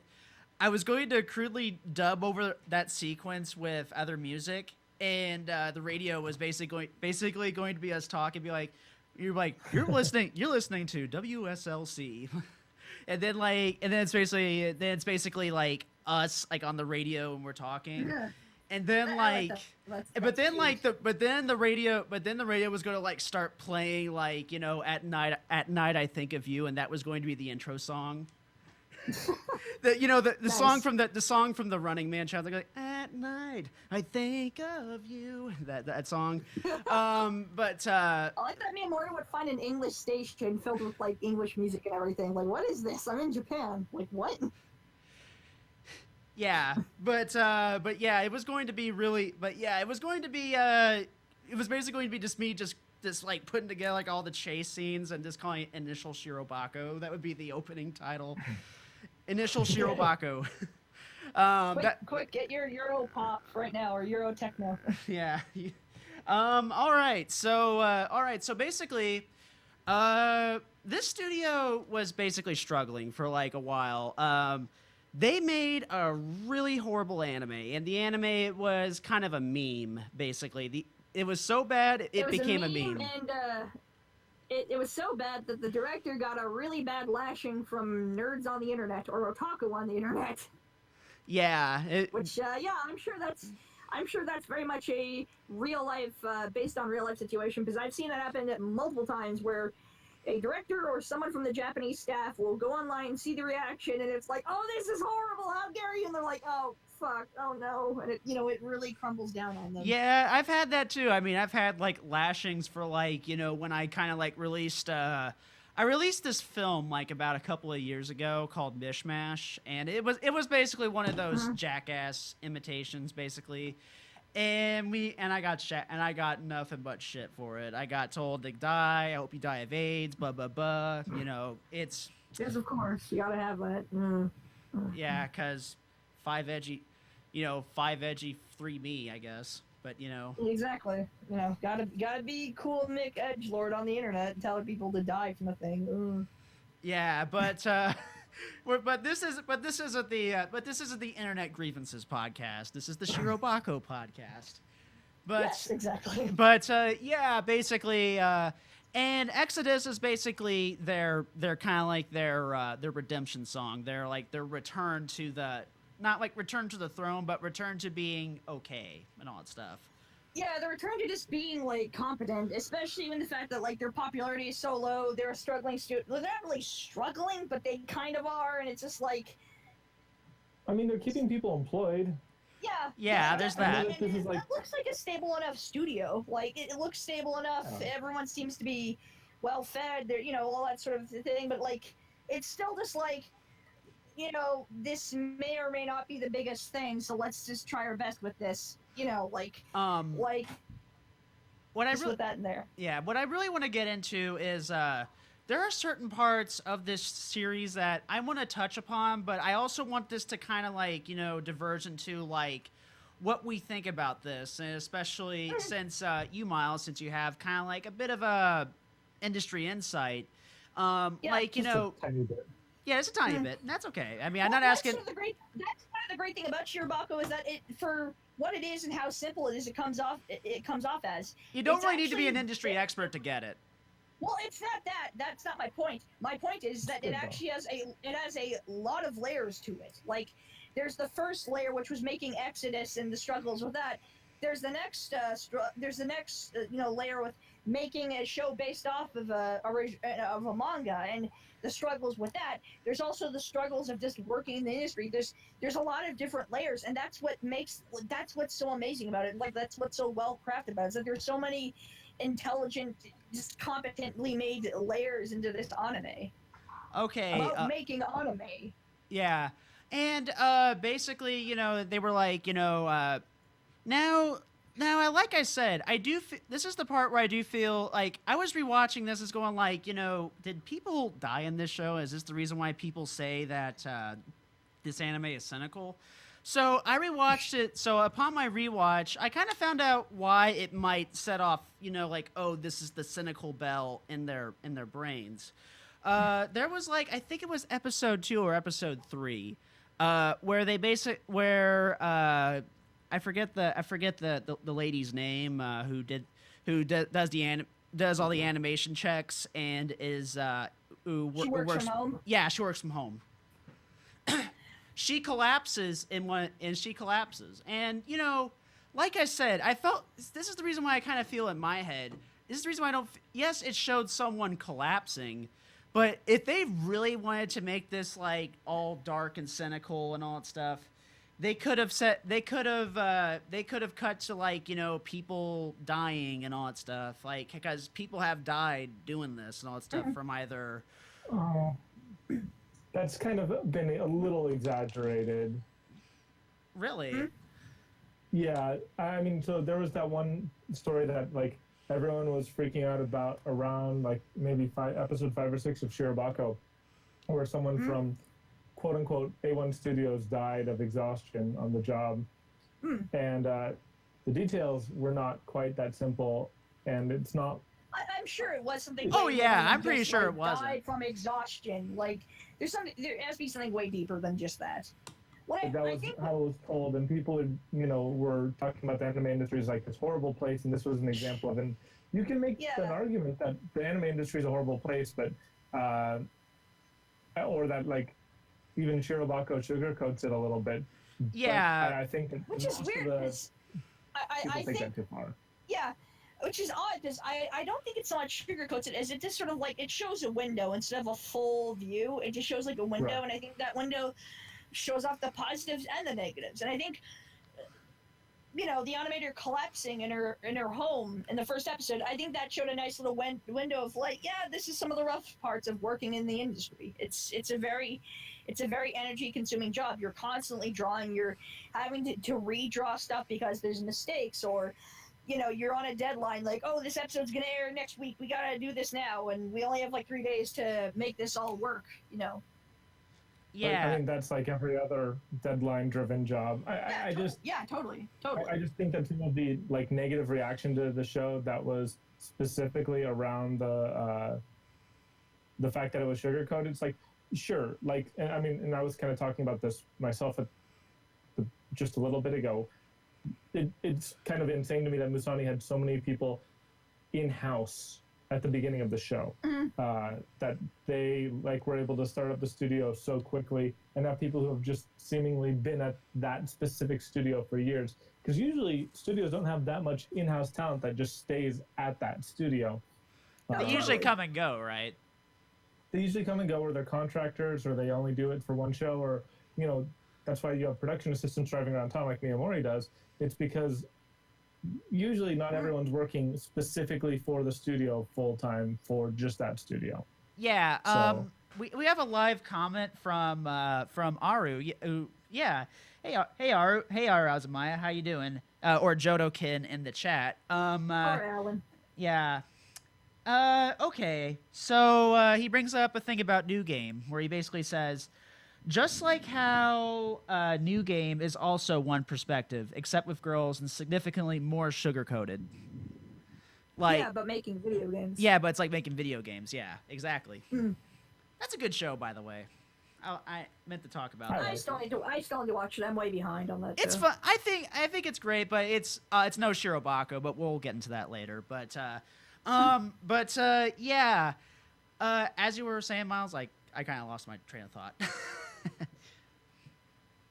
Just the idea that we were talking about the show being sugar coated or not, and yeah, I think A it's certain amount definitely of sugar coating. romanticized. Yeah, but even Yeah. then, I feel like it's only a certain amount. It's not like completely dream sized and it's sugar coated. Like, no, this show does show off a lot of like, yeah, there's a lot of time consuming moments in this, or like, oh god, we are so close to the deadline. Are we gonna And do also, I this? think- This is Um, very on the nose of just like we are so close. This could be the end. and And it shows a lot of these stresses. Go ahead. you go first, Miles.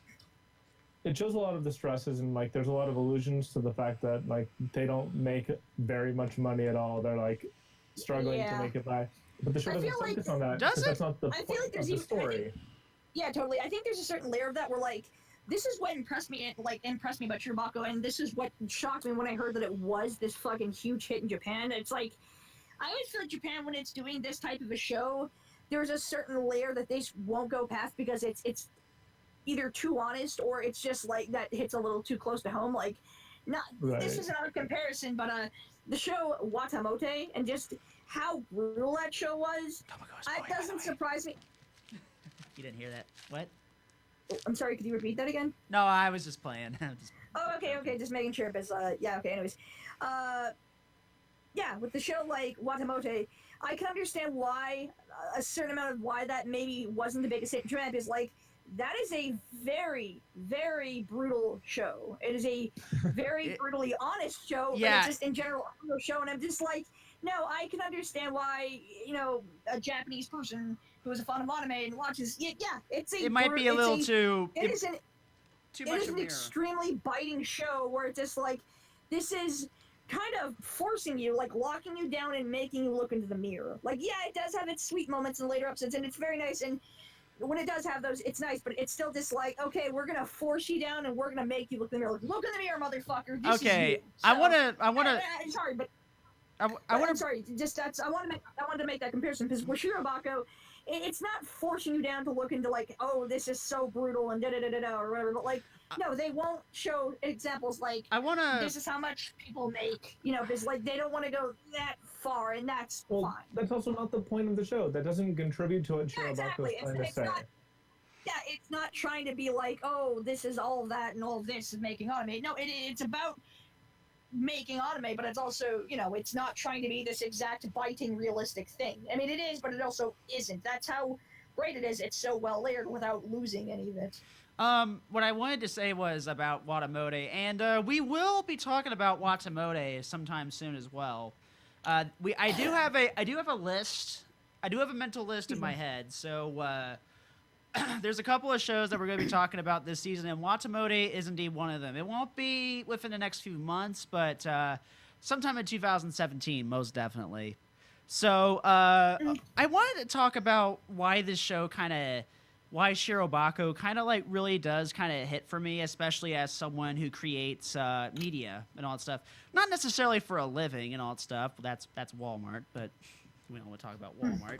But Hey, it pays the bills. It's that Shizuka moment where like, yeah, I'm trying to be a voice actress, but my auditions aren't going well. Even when I'm trying to do the bit parts, it's not working out for me. So I'm working at this little bar. This little The tiny. pig costume.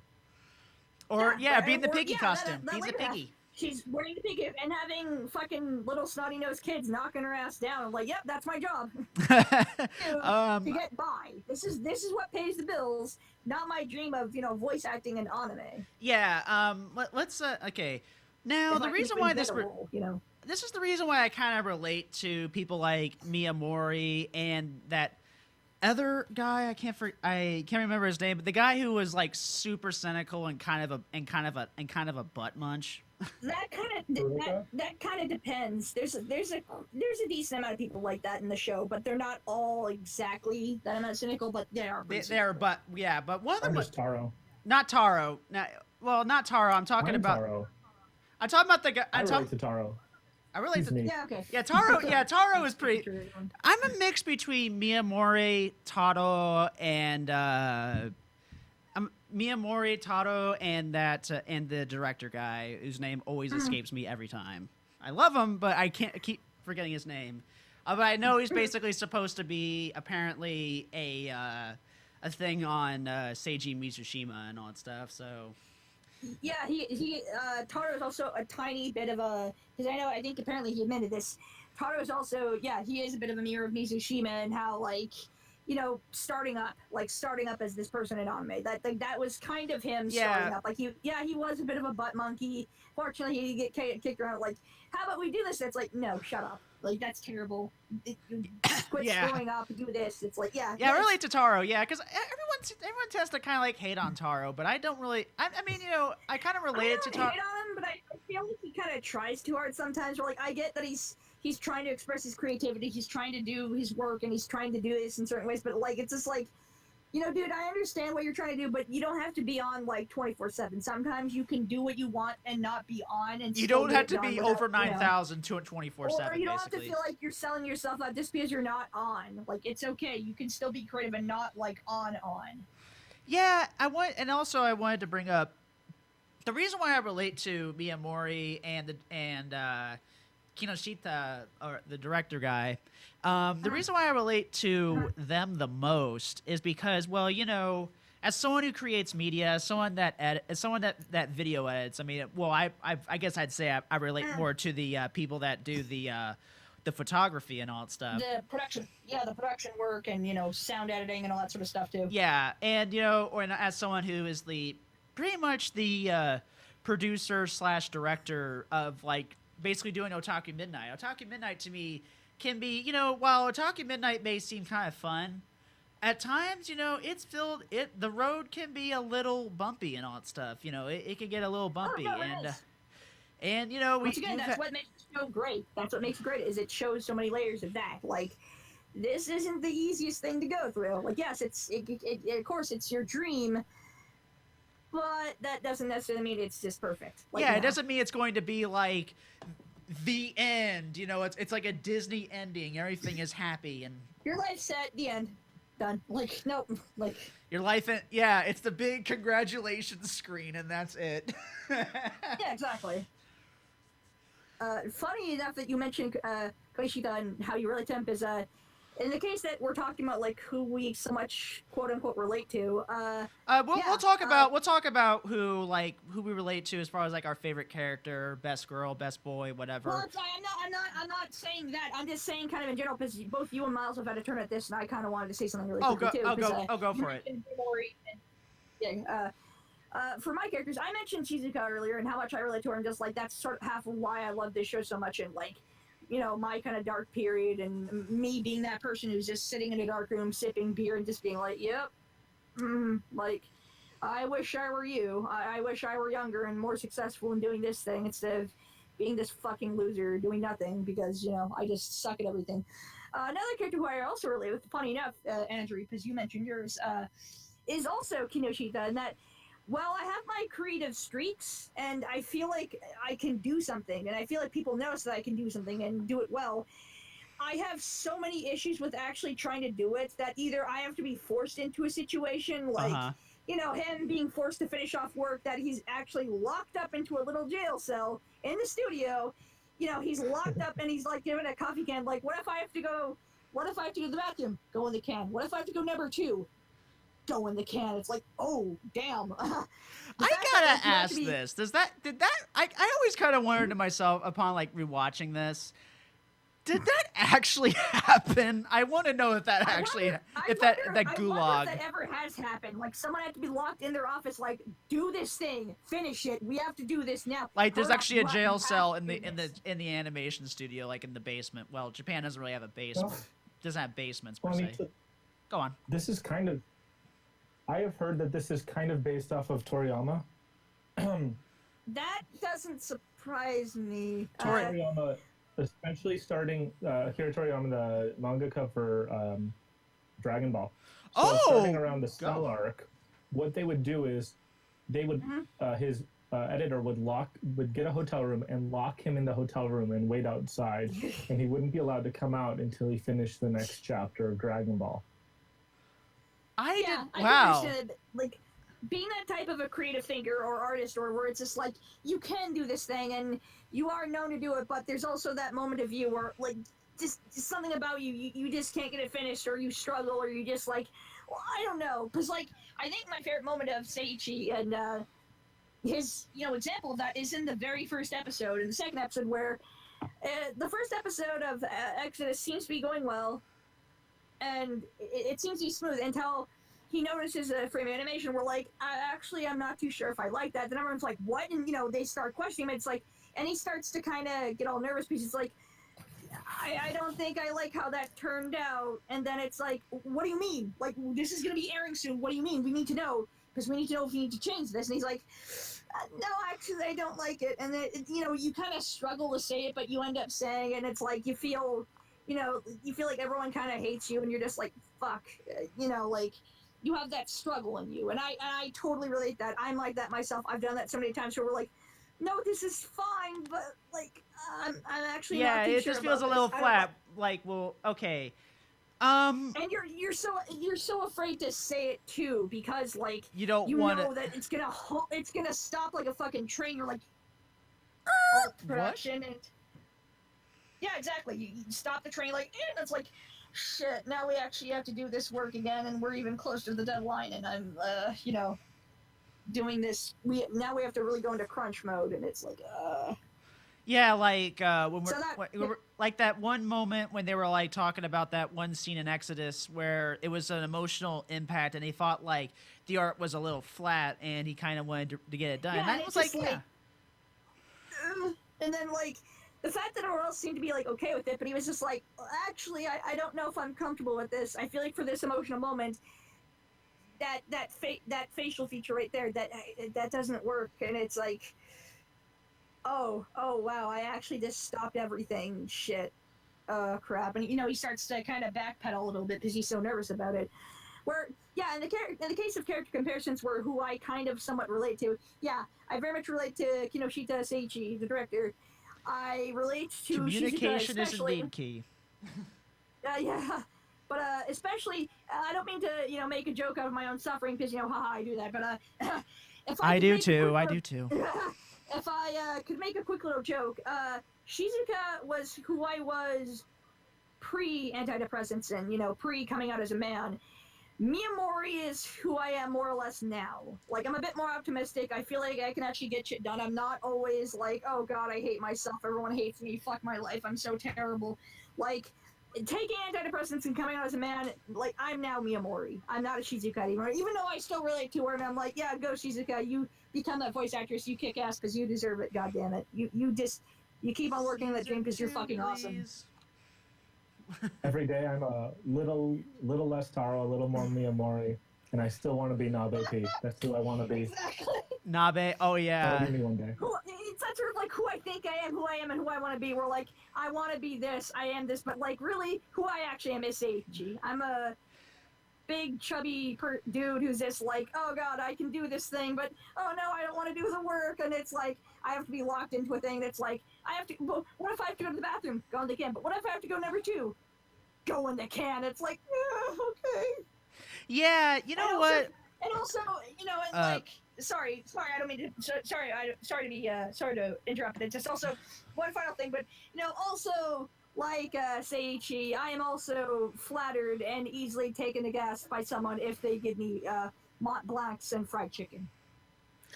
Yeah. Yeah. Oh my god, the face that man makes when he sees those 2 items, it's the most adorable thing ever. Like, he has those gigantic blushies, he's just in bliss. Like, man, fried chicken and Mont Blancs. Oh my god. Like, that is the #1 way to please a person. Yeah, please exactly.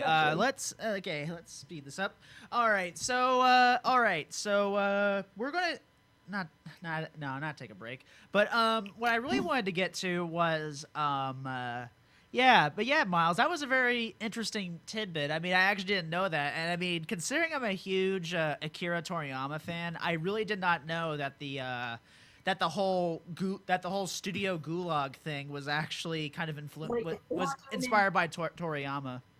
That, I don't know. Like, it's funny. It you seems say like that because- it seems like that's something that Toriyama would have to do, because like you have to kind of force Toriyama, because Toriyama is infamous for being lazy as shit, basically. Yeah, well, it's funny you say that, Andrew, because you said that I actually didn't hear about that, because that's the funny thing. I've heard about that for years. I've heard rumors about that, and I kind of wonder, like, I wonder if that's actually the case, where now that I hear more and more, I'm like, oh, it actually is true that he is that type of person where it's just like, well, I didn't dig that deep. I don't want to do this, or either I want to do this, or like I don't want to do this. Where like I can totally get that, and I know the dude's also like purposely injured himself multiple times. I don't know if that's true or not, but like, I kind of wonder if that is true. Yeah.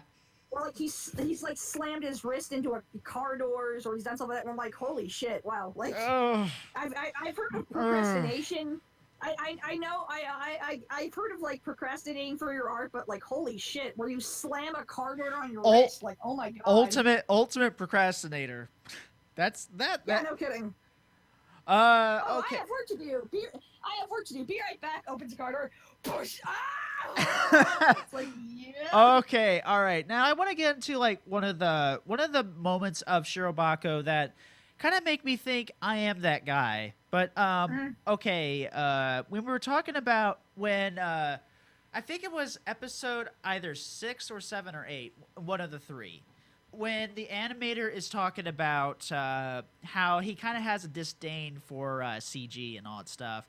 And that's another like brilliant moment of the show that I'm like, this is why I love the show, is that confrontation of like, you know, the animator who you know, who doesn't mind CG as much, and you know, is trying to reason with him, and like his reaction to that discussion. Like, I love that it affected him so much in his work. Like, he loves this stuff so much that he literally he storms out and walks out on his job. Like, he walks, he's like, you know what? Fuck you. Fuck this. No, fuck all of you. I hate CG. I'm out of here.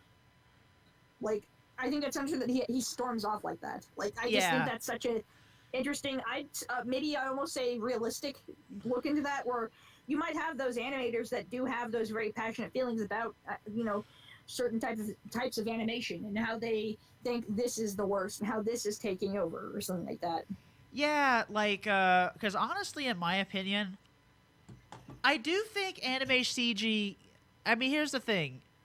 I am a guy that is still, like, as much as I love stuff like Pixar, as much as I love some of DreamWorks' work and all that stuff, and, you know, I just don't feel that Japan isn't really quite there with CGI and all that stuff. I mean, it looks good, don't get me wrong. Let me finish. No, I was just saying that, like, I think it's good to say that's just because so much money is in video games.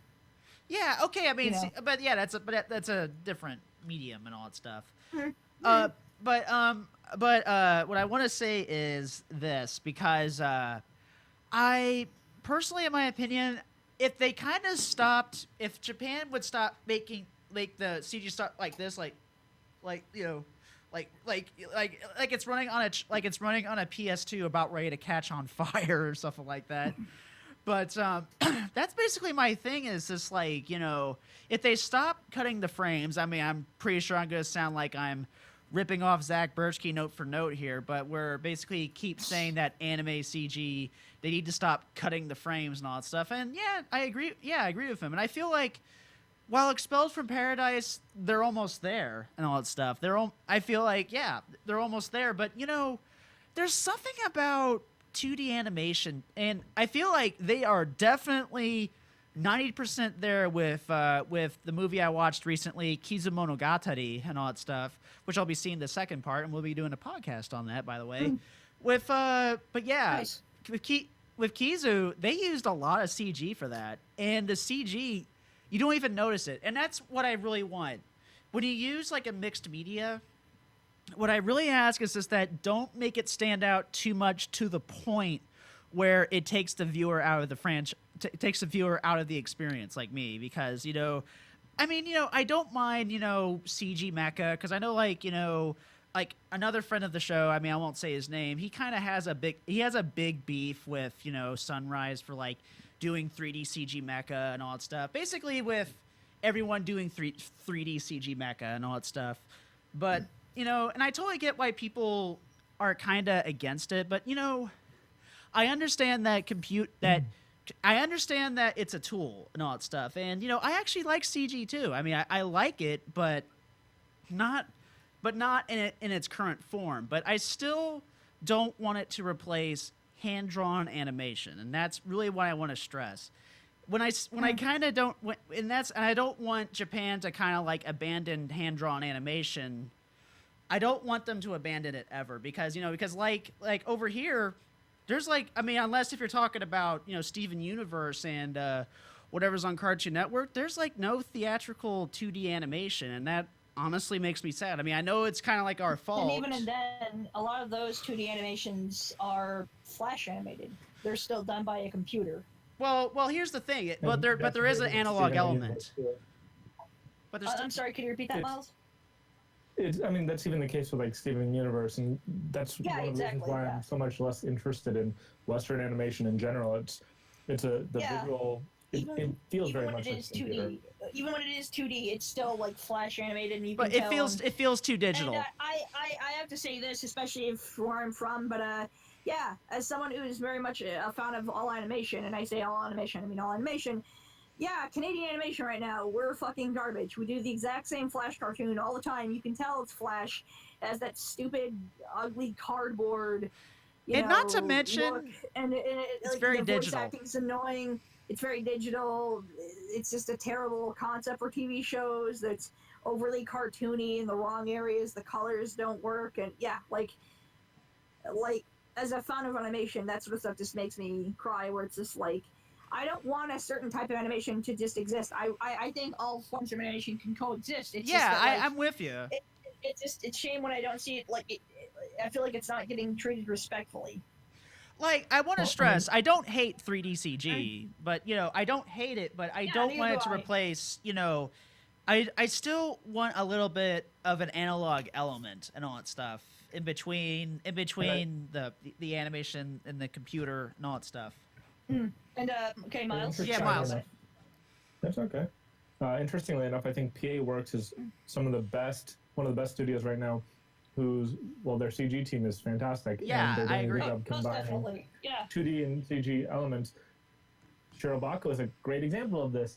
Totally. Except for the cars. The cars look like garbage, but a lot of the backgrounds. I don't actually agree. CG cars don't really bother me. I never really noticed. I don't think the cars so much in SHIROBAKO look that bad. It looks slightly off, but it's still like, I think it still actually kind of works for what it's worth. Yeah. No, I mean, like, I don't like CG mechs, but like in Kuromukuro, which is another PA Works, the CG mechs are totally fine. The cars still throw me off all the time. But like, if you look in the office, in the Musoni office in SHIROBAKO, all the backgrounds are almost entirely CG, or there's specific hand-drawn elements, but there's a lot of CG elements as well. And if you look really carefully, you can really tell. And if you look a little, once you know, you can start singing a lot more. But I think it's totally fine. I think that's a wonderful way to make it work when anime is such a demanding, both time and money medium. And and I appreciate, this is another part where I appreciate how kind of realistic SHIROBAKO is, like, where it acknowledges on the issue, where, like, it kind of acknowledges the very kind of unfortunate crunch that anime's been in the past 9 years, where, like, yeah, the bubble burst, especially in North America, the bubble burst, and now it's just like, yeah, not that many people actually pay attention to anime, and we are only making, say, moe shows, and it's only this because that's what's giving us sales. Like, that's the only thing that seems to be pushing stuff. Like, so, you know, like, yes, some studios are closing, or some studios are shrunk down, or, you know, this and that. And I love that SHIROBAKO acknowledges that and kind of says, like, yeah, we are in a bit of an unfortunate crunch at the moment. Yeah, I totally get that, but it's just like, at the same time, I do feel that that anime is coming back. I mean, not like 2005 levels, but it's not to the point where we don't have to worry anymore. That kind of thing. Well, 2005, that was kind of the bubble slowly bursting. That was 2005 was that, like, the bubble was just about to burst. 2006 was really like, okay, bubble burst, oh fuck, but like, no, like, and also while I state this about the whole bubble bursting thing and how SHIROBAKO acknowledges it, that's not my opinion of anime or anything like that. I'm just stating a thing. That's not my actual opinion on a thing. So I just want to make sure that, because I know, especially some of the nerdier people who aren't really associated with anything, they're just kind of nerds on the internet. They tend to take that as an opinion or whatever. When I'm like, no, I'm just stating a thing. I'm not sharing my opinion. So calm down with the comments there. And right now we're in an interesting place in terms of the industry because there's never been more money in Japan for anime ever in the history of anime. Yeah, it's like way bigger in really 2005. impressive. It's got we've never had this many anime being produced. Never had this many anime on TV. It's just like in a really incredible place. And, it's weird how it's been slowly building up. Like, it's that point where I think it hit the point where it's like you can only go so low. Like, you've hit the actual, like, I think it actually hit the bottom, and now it's kind of rising up. And like, this is that sort of thing where like it's still not perfect, but this is still extremely impressive, and it is rising up. Like, yeah, but we're rising up, but we're like, it's all. I just honestly feel like. In my opinion, I feel like, from the stuff that I read, I feel like, looks like anime is, I guess, back. We don't have to. We don't have to worry about 2000. I don't want to worry about 2007 like a cataclysmic event like 2007. 2006 was that. Like 2006 was that. Like 2006 was the implosion of like, oh shit, it's over. Well, we didn't really see it till 2007. Like, Technically, we did see it in 2006. Like, there was a lot of like, yeah, okay, I think the bubble burst. These shows aren't that big, and et cetera, et cetera. 2007 and 2008 was sort of the aftermath of the bubble bursting, and just like, oh god, this is gonna take a while to get back. This is gonna take a while. But yeah, like I said, I do believe. But, like I said, that's just, me. That's just from my perception. I'd be like, looks like we're getting better. We're getting back. We're getting, we're getting good shows. I'm the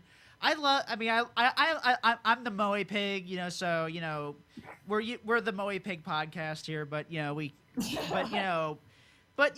really mind it. There was a point where I was like, I think I'm getting tired of this, but I'm just like, whatever. Yeah. Yeah. But I want to address the chat for a second because there was some comments that actually came by. Yeah. This is what I get for not having a good screen. Also, that happens. Also, sorry, I don't mean to make a quick side comment, but I make all this stuff about moe anime where I'm like, whatever, like I don't like it that much. I say that, but like one of my other favorite anime of all time is Cardcaptor Sakura. Like, if I had to make a top 3, it would be Neon Genesis Evangelion, Cardcaptor Sakura, and SHIROBAKO. Like, that's such a weird mix. Like, the microphone. One super. What? Yeah. Okay. I just want to read these comments real quick. All right. Okay. All right. All right. So this one comes from Karis. All right. Okay. First off, hi Karis. I hope you're doing well. All right. I think a lot of the reason why that there's not a lot of Western 2D animation over here, most people think that it's more oriented for children, so it doesn't get taken seriously. And also to expand upon that, or a lot of people see it as a comedy-only medium or something like that, and we rarely get something that's like kind of artistic, like a Ralph Bakshi or something like that. Or even like a heavy metal, that kind of thing. So, I totally agree. And also, I wanted to say, I see that you saw this, Miles, but speaking of English, welcome to the Blu-ray and DVD market, Crunchyroll. Yeah, no kidding. Yeah. I'm really happy to see that step happening. Like, yeah, I'm really happy for your company. Excuse me. I think that's really awesome, especially for the shows that they're going to bring out. Like, Miles, you don't have to bring this back to the office, but if you can, that would be great. But I just want to give a big personal thanks to everyone who works here for getting, what's that show called? It aired last season. It's the show made by the Attack on Titan people. Kabaneri. Kabaneri. Thank you. I just want to give a big thank you for doing that, because I have had no actual legal way to watch Kabaneri because I'm in Canada, and well, Canada does get some Amazon stuff. We don't get Amazon Video, so I legally had no actual way to watch it, and I haven't watched it in any illegal means. I have not watched the show at all, so I missed out on all the hype, So I appreciate that someone stood up to bat and got the video license for it. So yeah, now I can actually fucking watch it. Also, Oh, yeah. yeah, that I didn't think would get picked up. Like, I think it's a rumor, so I don't know if it's true or not. So my apologies if it's not. But I heard a rumor that apparently Crunchyroll is going to do the video license for Osamatsu-san. Which, if that is the case, that is fucking awesome. I will totally get that because I love me some Osamatsu. It's a great show, and I hope that is the case. And if it isn't, that's fine. But yeah, but yeah, I actually lost my train of thought. Sorry. yeah, okay. Let's get back to SHIROBAKO. But yeah, that's Also, sort of sorry, I don't mean to interrupt you, Cube. My apologies, but when we started talking about the subject before we got into our own little opinions, I actually feel bad about this. But Miles, did you have anything to talk about in relation to this 2D versus CG thing from that episode of SHIROBAKO? Because I didn't want to. I wanted to make sure you got to voice your part too, since you know. I think just talking about how SHIROBAKO has some really interesting CG is really all I wanted to get at. yeah, and I've Okay, seen just wanted like to make sure. yeah. I mean, That you was a know really good what? episode. I didn't really notice the CG at all. So you know what? So I guess the CG is getting better if I didn't notice it. I mean, yeah, I did notice it in some areas, but that's okay. I think it's more noticeable in the opening and closings. Like, I love that little Like that when the the cars sort of- come into the camera like that, like well, there's that, but also in the second ending where like it shows like the process of literally making animation of like drawing stuff, coloring stuff, and then like you'll notice a bit of 3D on like the inside studio look. I love that. That was really cool. And I do notice like there's some CG like when the page kind of turns, you kind of see like the little bit of a little bit of a CG bend. Yeah, I kind of didn't notice that. That doesn't bother me. That doesn't bother me. Like stealth in the series, like just like look at the background of the studio, or Yeah. I mean, almost every scene in the show has a little bit of CG, and again, I think that the way that it's employed is totally fine. And one other point on the whole CG versus 2D debate that they have. The biggest reason, I'm not actually the biggest proponent in the world of a season 2 for SHIROBAKO. I'm really happy with what we have. But one of the biggest reasons I would want one is because I want more episodes like, I think it was episode 6, where they do have that debate, just because I want to see them tackle more questions like that in a one episode thing. Like, And there's all handle sorts it of in such little a tidbits. handle it in such a mature fashion. Like, yeah, not Yeah. everybody agrees, and some people do kind of have their storm out or whatever moments, but they're acting like people. Like, and I that's one of the billions of reasons why I love this show is that human reaction to something. They are trying to write these people as they're trying to write them as realistic people to an extent of making this anime, and I love that. That was so wonderful. The Yeah. moral of the story is Idion brings everyone together. Yeah. Yeah, exactly. Idion, yeah, exactly. Yeah. Or like it's basically the not Gundam of this or Macross, I guess. But or that other magical moment. Speaking of animation and SHIROBAKO and how it talks about animation, that wonderful moment later into the series where Miyamori and the head person of Musashino, the cook guy. I'm sorry, I'm usually better with names. Wow, yeah, I The one suck based with on names. Sal Moriyama. sorry, Andrew interrupted you. The guy based on the Sal Moriyama. Yeah, the guy who's also like the head cook of the studio, which I love that. Like, he's the guy who founded the studio, but instead of being in animation, he's the cook. I love that. That's so wonderful. And it looks like he actually loves his job too. Like, he's so happy to cook for everybody. He's Usually he's the moral support, basically. He's moral support. He's willing to put up with people's shit, and he's willing to talk to them and make them feel better. Like I think the best example of him, sorry to go into another tangent, but is when he made those rice balls that had the little emoji faces. Like, there's the smiling one, there's the angry one, there's the little excited one. I'm like, oh, that's so perfect. Like, pick a rice ball that that you relate with, and it's like, I love that. Like, I'll take this angry one because I'm angry. But anyway, sorry. When they go into that older studio, and there's this wonderful flashback moment Yeah, I of, like, love this. anime being made in like the 70s, and like they're working on, I think they're working specifically on this Chucky, and like how Or this, as it was based on.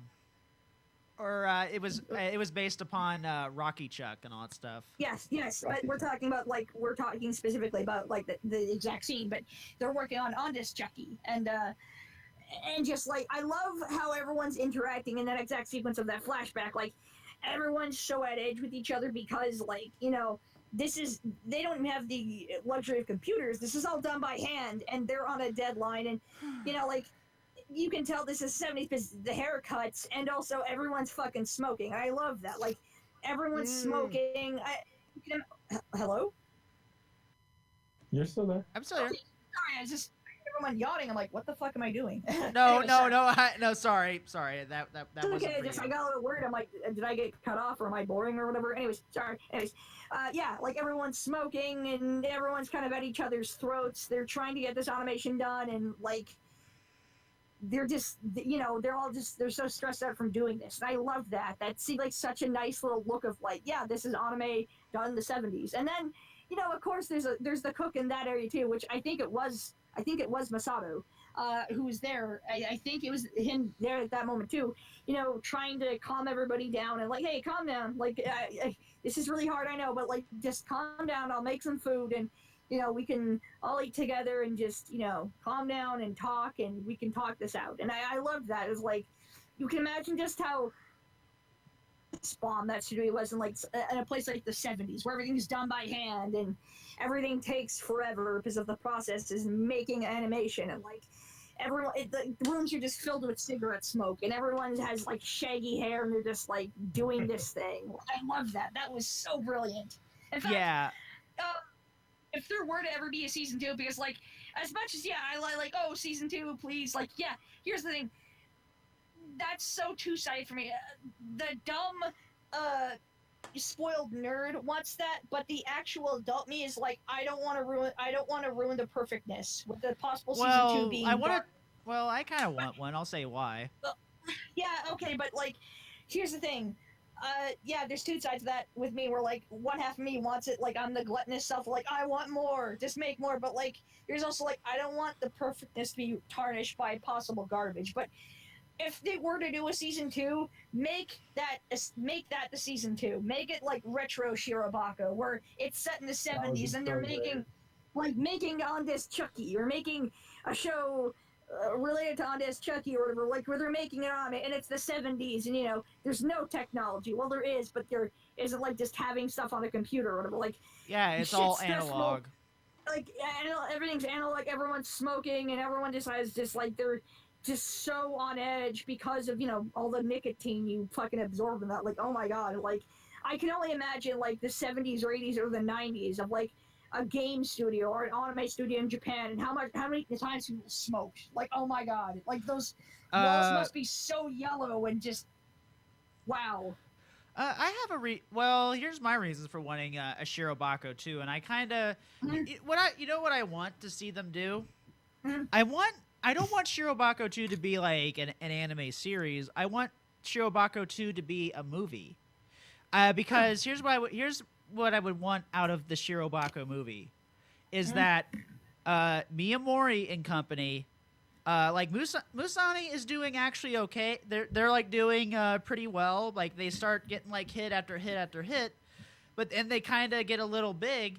And then they decided, like, you know what? It'd be like, and then they, as soon as like, like all the other girls like kind of get their chops wet, and maybe they're like they can get together, and they're kind of like, you know what? Let's make that anime that we said that we were going to make. I want to see them make that. I want to see them make 7 Lucky Battle Gods. That's what I want them to see. I want to see that. What am I gonna do this? What? I'm so sad. Like they shouldn't spend so much time hyping it up, and then the end is. But we'll continue on. I know the anime went down from 4 core to 2, but like usually you only see that kind of nonsense in something based off a manga that they don't have the ending to. But with Shirobako, they're like, oh, it's an original. We could make it so they actually get to the end of the story, but no, we're just gonna end the story now. No, life goes on. People like, oh god damn it! I was so like, I would totally be down. Especially like how in the later half of the series, Shizuka really gets kicked around a lot, and it's like, can something go right for this girl? Like, can something just? I really want to see a lot more happiness for Shizuka. Garbage. Where it's like, oh my god, Shizuka, like, I'm so sorry your life's so terrible at this moment. I hope something can go well for you. Where like it made me think of that too. Where I'm like, wow, okay, that's it, all right. Like, life goes on. Don't worry, we'll make more anime. It's like, but our fight continues. Okay. La di da. But Yeah, I could get that of like that's like like making a Shirobako movie and that would be it. Like I could totally get that. That I think with the right direction and writing that could work. But yeah, like if there were ever to be like a Shirobako season 2, I want it to be like retro Shirobako. That would be so great. And like yeah, I understand oh, that. I mean, I'd love that so much. yeah, that's basically what I would want. I just want them to go for the 7 lucky battle gods, and that's all I would really want, and that's it. Because I didn't really I thought it was really interesting kind of seeing them like, make anime from high school, because that actually relates a lot to me, because a little bit of background about me. My high school was an art school, and they actually had people doing animation. Like, it wasn't like it didn't look like Shirobako or anything like that. No, I imagine a lot of it's very primitive because that's how you start off. You start off in very primitive technology because it's it's easy. Yeah, they kind of like did some like real basic hand. They did some real. It almost when I went because I took video classes, and that's how I learned how to edit and all that stuff. In that same room, there was like light boxes. There was like people doing the animations too. So it felt, it almost kind of felt like I kind of got a little bit of a simulacrum of like being at an anime studio almost. A simulacrum, if you will. Yeah, I could get that. Speaking of this too, actually, I lost my train of thought again. Sorry. But yeah, that's the reason why I would probably that's basically what I would want out of a Shirobako 2. After that, I don't want Shirobako 3. That's it. That's all I want. Yeah, no, I don't want it to. I don't want it to go on forever. I want it to just be a respectful series and But if they do more, I'm definitely with you for if they do Shirobako 3. I'm definitely with your idea there, Chris. And that's retro Shirobako. Yeah, retro. And the funny thing is that title would actually work better than the normal Shirobako because that actually featured white boxes, because not that's white CDs.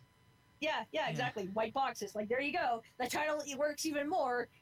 Shirobako, actual Shirobako, white boxes. Oh my god. Yeah, but I want to talk about. But yeah, now let's kind of like shift gears over to the second half. Well, I mean, we're already at the second half of the series, so I guess we'll get right down to it. I think we've all kind of cherry picked certain moments of it. But something I actually just remembered why I lost my train of thought at. Something that I also loved was that how different working on both Aerial Girl Squad and Exodus. Where Exodus, I think, is technically an original series that's just it's not based off of anything, it's its own original thing. What I like about that is that how Exodus starts off where both Exodus and Aerial Girl Squad have their difficulties, but it's in entirely different parts, where, like, trying to get the animation right. It's trying to make sure the characters come off as this, and it's nailing the voice acting and getting the writing down, and all that sort of et cetera, et cetera. But I loved the difficulties that came from Flying Girl Squad, where it's like, and this comes home especially in the last couple of episodes, and I loved this because this also added that bit of realism to it. Well, like, the struggles, but like, when they think they're on this path and like, all right, I think we got it, we're making this episodes and it seems to be working out, and then out of nowhere it's like, the representative for the mangaka phone, it's like, hey, sorry, we need to change our minds, we're not happy with this, can you stop production right now? And it's like, no, we're almost finished with this. Like, what? Oh, they negotiate. But actually, yeah, but that's not. Hold on, but that's not my point. Let me finish, please. Sorry. But like, okay, calm down. But anyways, like, just what comes out of that sort of like, oh no, like everything's just halted completely, and it's just like that sort of like a gut punch or that horrible feeling in your stomach where it's like, no, the worst has actually happened. What do we do? And it's trying to get in contact with the people where It's the most difficult thing ever. It's like, no, we need to change this. We need to talk to somebody and get this fixed. Because it can't just stop like that. Like, I love that so much. Also, I gotta quote the guy because he's such an asshole, and he's, you just love to hate him. But it's a funny story. I love that. Yeah, it's a funny story. Yeah, His some. funny response to everything. Like, no, we need to talk to the mangaka right now. It's a funny story. It's like, no more funny stories. No more funny business. You're letting me talk to this guy where if you like it or fucking not. I want to say this. I freaking hated the mangaka editor. I wanted to throttle him every time I saw him. Oh my gosh. I think that's what makes him such a good. That makes it so good. Is it's very much he's written to be that person, and it's so great. Like, yeah, he's very hateable. But also, what I really liked about I kind of wonder if this does actually happen, like where there's like no communication from or the editor doesn't let him communicate to the producers and to the animators that, oh, I want this, but then like all of a sudden because I feel like there's a lot of like real bad communication, a bunch of it's like a light switch where it's like on off, and it's like, okay, I'm good with this, and all of a sudden, no, actually, I'm not good with this. Stop production immediately. It's like, fuck you. No, we're in the middle of this. We can't just stop now. Like, what do we do? What do we send into air? Like, our deadline's coming up. You don't just stop this. Like, no, come on. Like, I love that hesitation room where it's like, we need to talk to him right now because this is going to air, and if we have nothing to show, that's going to be horrible. It's going to be so embarrassing. It's going to be awful. We're going to go to crap immediately. We're going to have to shut down and everything. I love that. It's just, the director, ever greatest character, probably my favorite character next to Shizuka, Kinoshita, he busts out his awesome fighting moves, and when you gotta fuck some people up to get some shit done, you gotta fuck them up. You gotta break up the Hanu belly and Shoryu belly and Hatsumaki belly. Like, yeah, of course. Yeah, that was great. Yeah, those were some really great moments of the show. And one of the many moments of why I say she's my favorite character. And like, I'm sorry. I know he's actually based off a real person, so this is probably gonna be hella creepy. My apologies. You're free to hate me if you want to, but all these hug pillows off of the main women. Like, where's my Seichi hug pillow? Like, he's the best. He's But the best wouldn't it boy. just be a beanbag? He's also the best. Yes. Whatever. Have you seen that? Hug pillow. There is a really good one. What? There's a really good Where? doujinshi one. Where? It's a doujinshi one, but I can find the art for you. Oh my god, please do, yes! Like, I know that sounds hella creepy because he's actually based off a real person. I think I actually follow the real person on Twitter, and like, Seiji I think once I Miyashima? tweeted in English to them, and they're probably like, who the fuck is this weird gaijin or whatever? But I'm like, you're so amazing! I love your work! Thank you for everything! I loved you are at great, Shirobako! And it's like, and it's just like, I bet that person's just like, who the hell, why is this person's talking in English? What's going on here? Are they trying to sell me Viagra again? Is this that Nigerian prince I keep on hearing about wanting to sell me their castle or some shit? It's like, what's going on here? A quick aside about that, though, because I think it's one of my favorite parts about the Shirobako meta, is that everyone who's in Shirobako has made a big fuss about it at one point or another. Like, I love that. I love people that. were really Like, happy. some people aren't. Some people Like, were I really love that. pissed. I love how many people with mirrors, but I love that it's not just one type. It's several. Like, it's several staff, voice actors. Like, I love that. So many people get mirrored. I'm like, I love that so much. And Even the audio team is like all based on real people, and I just that's I so adore wonderful. that. I love that. I love that so Yeah. much. And like, the idea that like when I found out that Seichi Kinoshita is actually based off a real person, I'm like, oh my god, I gotta find out who. And then I found out, and I think I found their Twitter, and I'm just like, oh my god, I'm nerding out so hard right now. You might have to tell me his Twitter because I really like his work. I really do like his work, so I might have to follow him. I need to check.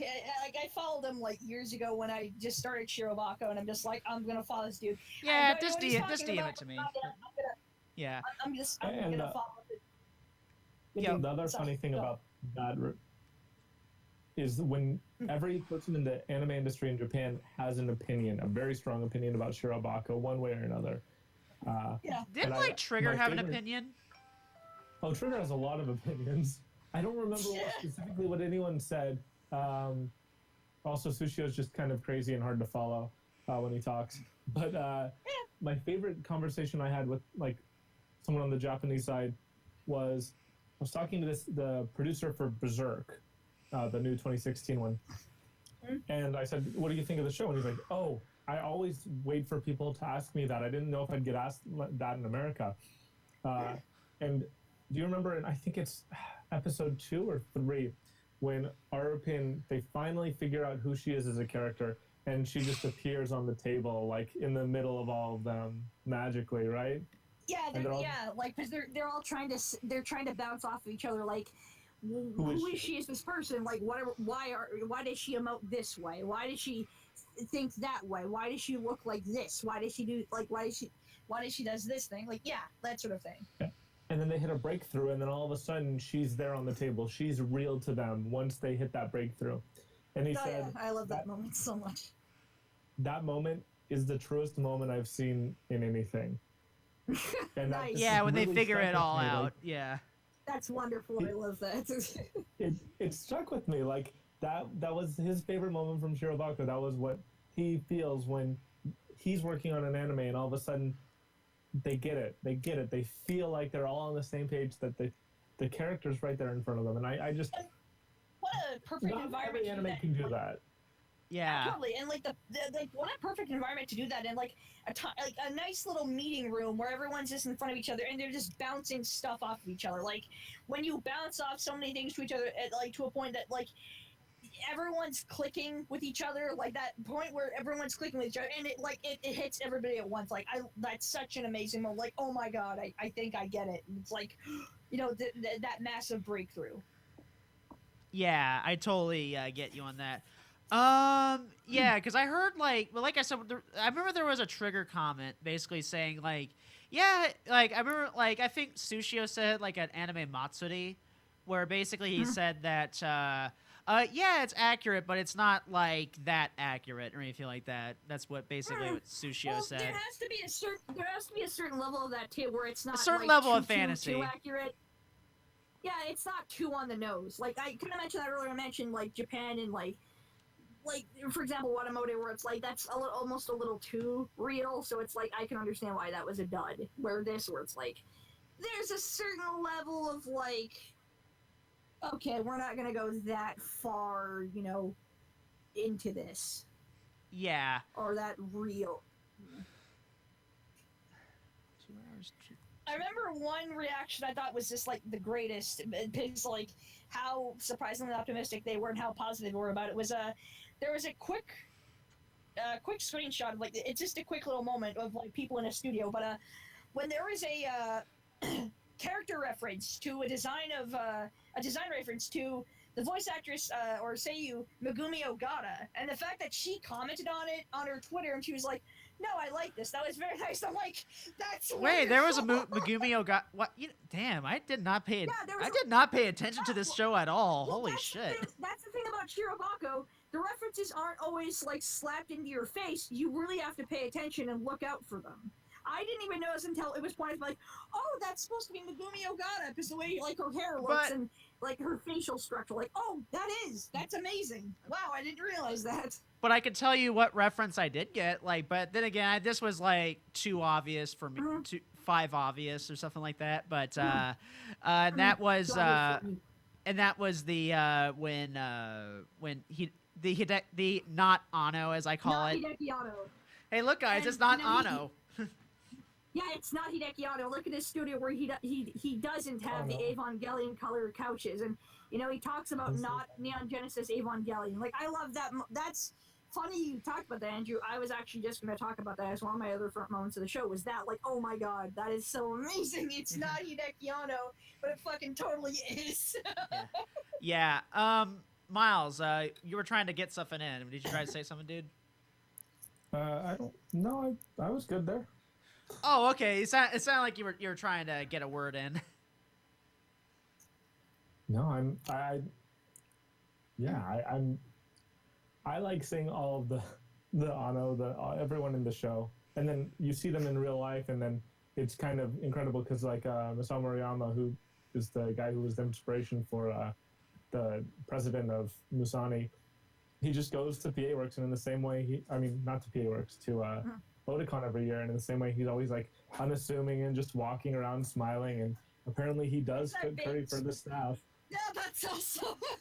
That's actually pretty damn awesome. Like Masato's smile is that smile where it's like you're actually happy where you are, and like I just love the idea of a person in real life having that like big adorable smile. And he's like, "Hello, I made some food. Here you go." It's like that's so adorable.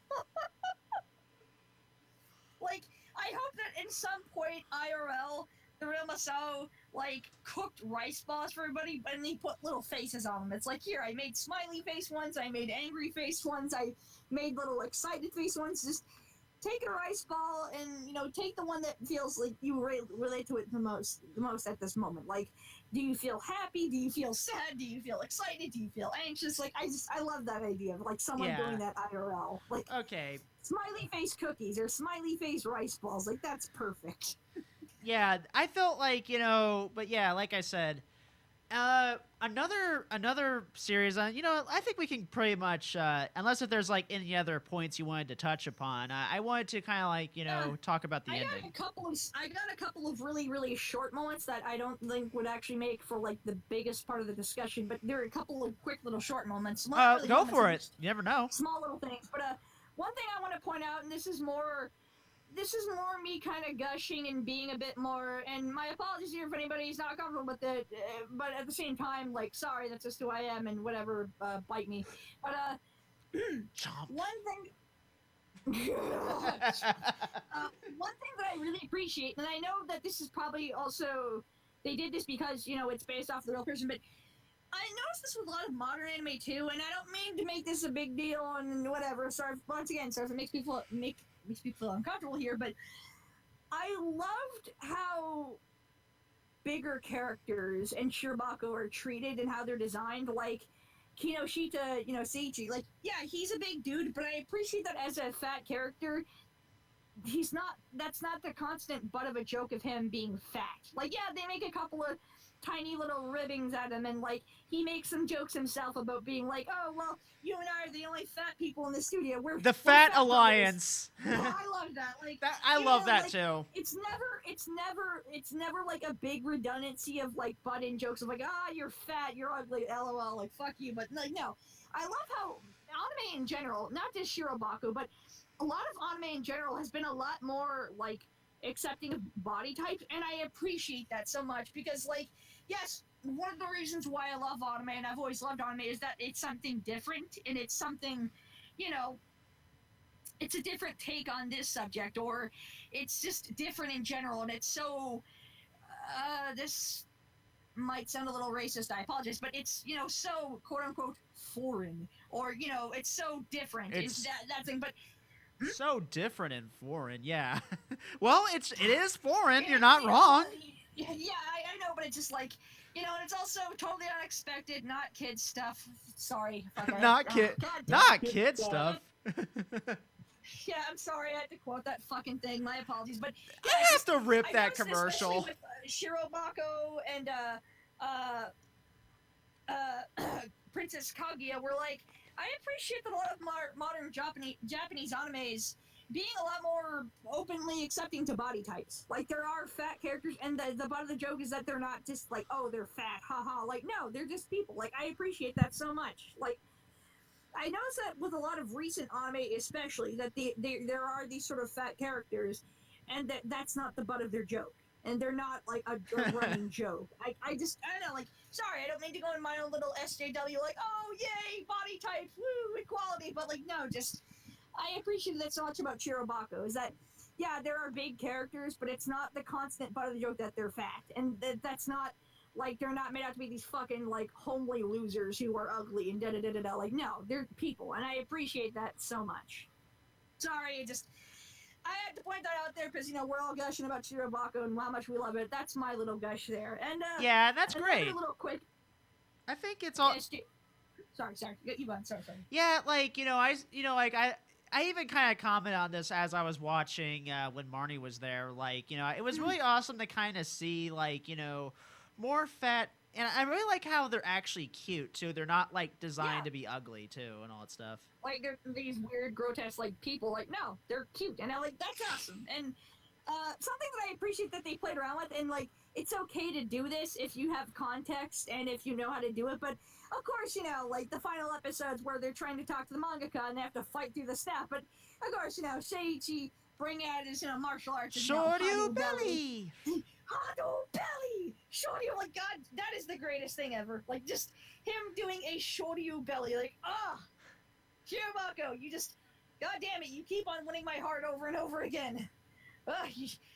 You don't have to work this hard to impress me, and yet you do. Thank you so much. But no, my other little quick SJW blabble, like, oh, this is so amazing, is that I appreciate while this show is about, a trio of women.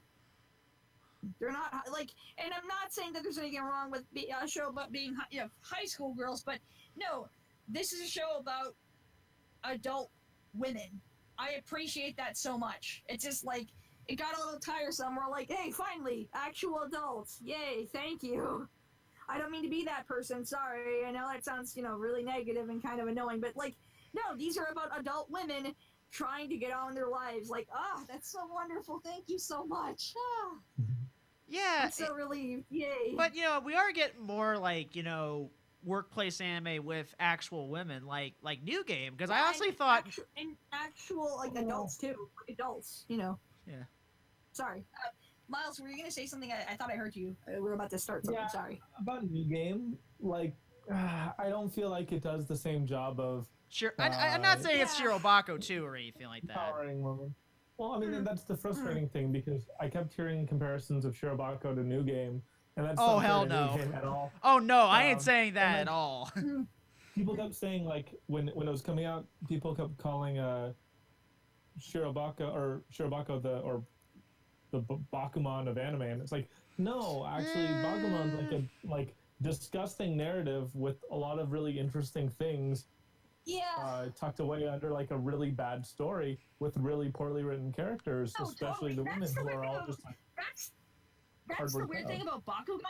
I loved the concept of it, and I liked a little bit of it, but the more I got into it, I'm like, is this serious? Like, is this how they're writing the characters? Because this is really gross. Like, this is like really, it's really gross and insulting. I'm like, so are these women characters, like, is this like a genuine thing, or is this like trying to be ironic, or it's trying to talk about a thing? Because like this is so just like, oh, I guess I want to marry you now. I'm like, are you fucking joking me? Like, do you think I'm stupid or something? Like, yeah. Oh, okay, whatever, I guess that's fine. Like, no, this is really insulting and super gross. Like, but I mean, at the same time, you have to say. You have to say in that situation that the interesting thing is still there, right? Like it's still totally. giving a really interesting insight. It has that kind of quote unquote meta. Sorry, I know there's I know there's probably an actual term for this. I'm just saying the stupid like layman's like, oh, meta, but like, too meta for me. It has that sort of meta quality to it. Like this is a thing about this is a series about making a thing, or like this is a book about making a book. This is a movie about making a movie. This is a manga about making manga. This is a comic about making comics, et cetera, et cetera. But like, yeah, it has that little meta quality of like this is a manga about making manga, but like that only goes so far into that series. Where like, oh, it has that interesting concept, and wow, the character writing, wow, this is actually really gross.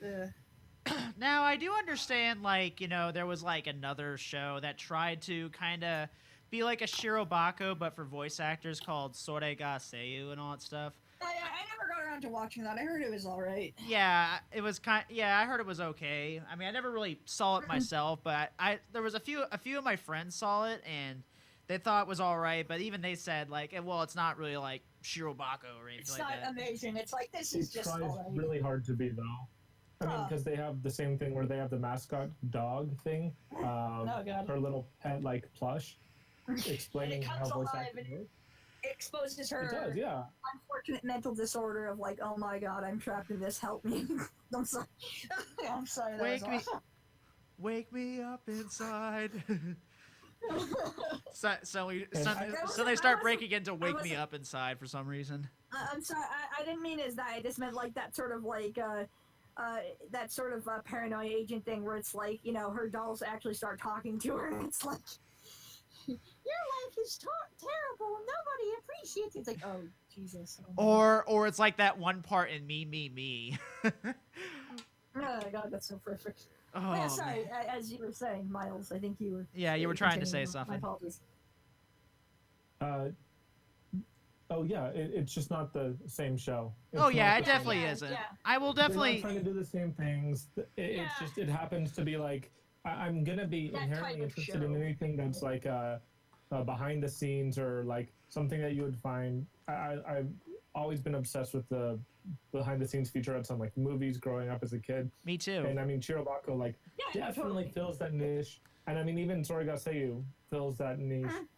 Bakuman Yeah. fills that niche. But none of them are the same thing as Shirobako. Shirobako, Yeah, the sort of Shirobako is broad.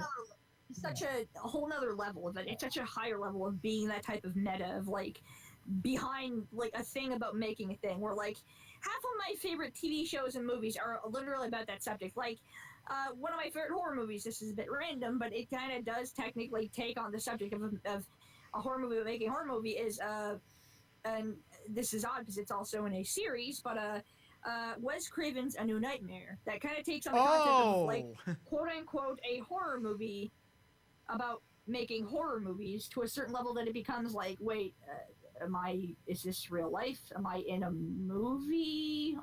Like, it kind of takes on that subject. I love that type of stuff, and I love that Shirobako goes for that. Yeah, this is not about making anime and all of the struggles and, you know, happy moments in between. And like, it does it on such an amazing level that like, for as much as we all try to find that new Shirobako, like this is Shirobako, but this, like, none of them seem to have that effect because none of them have that level of competence and like solid writing. And I just want to say this straight up.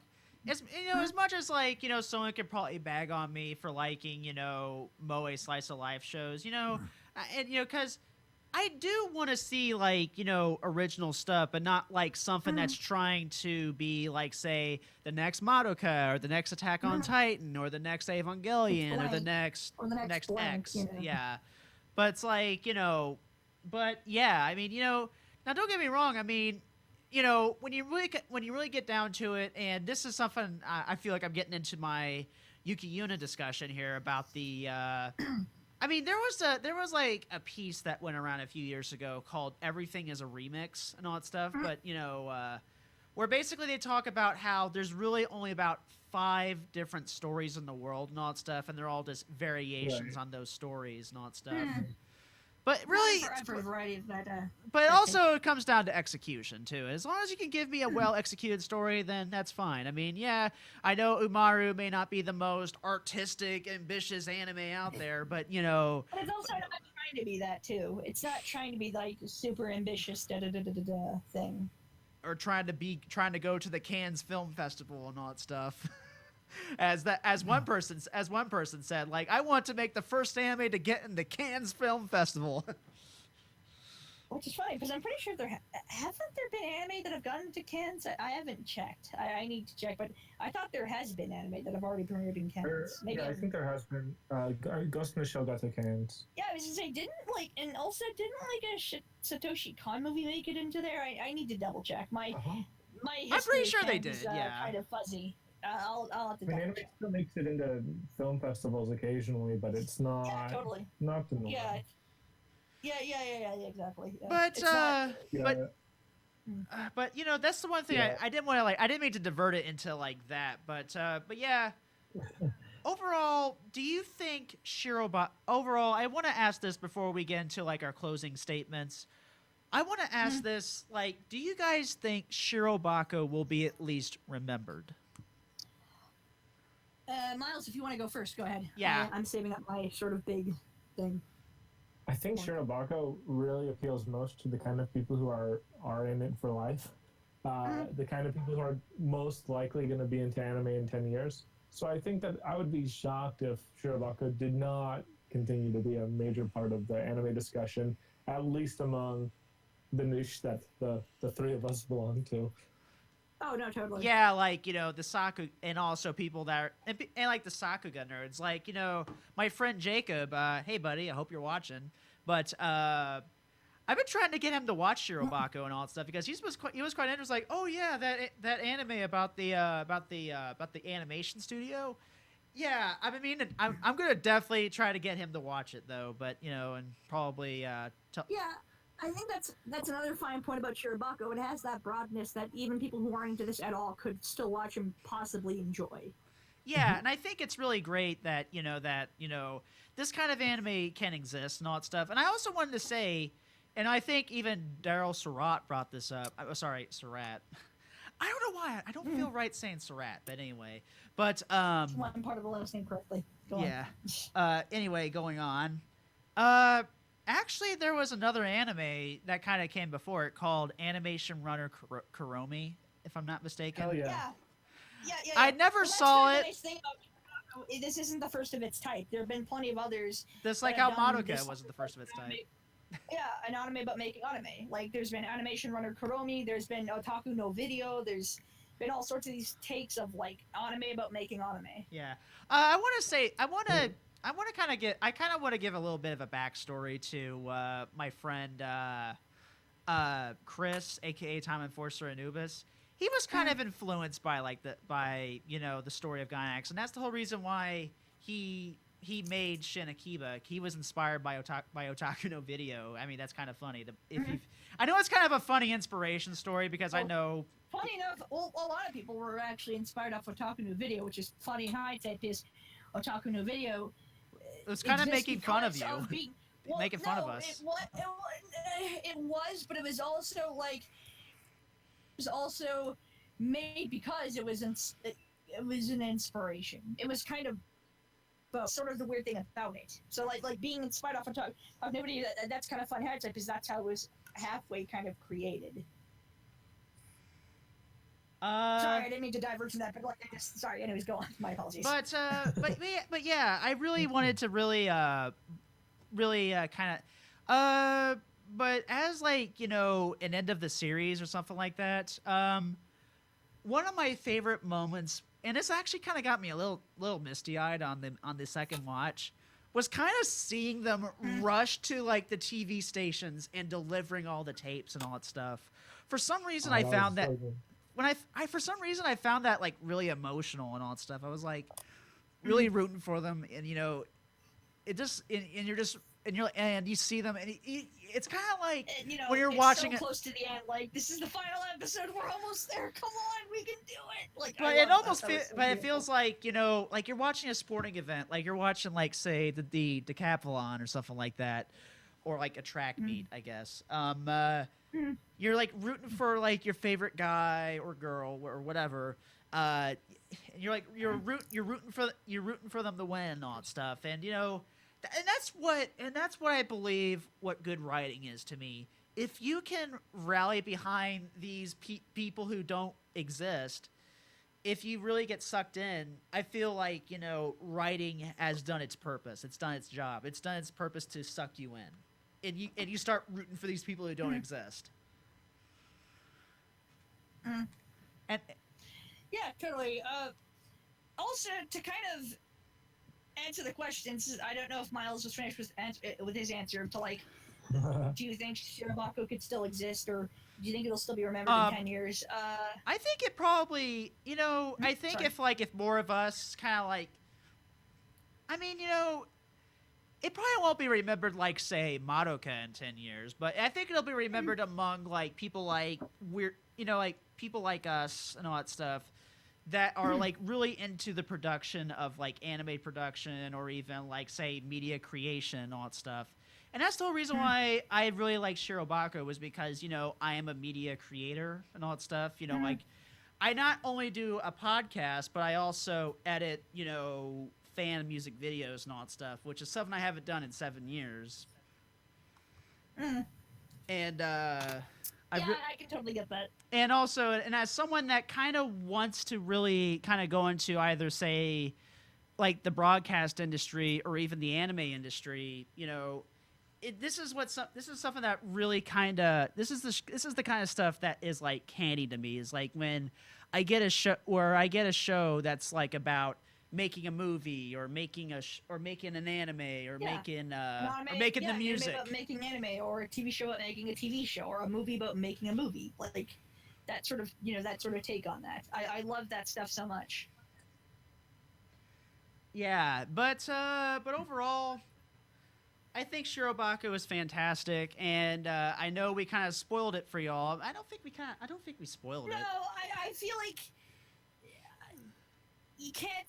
There isn't anything too much to spoil. I mean, it's not really plot heavy.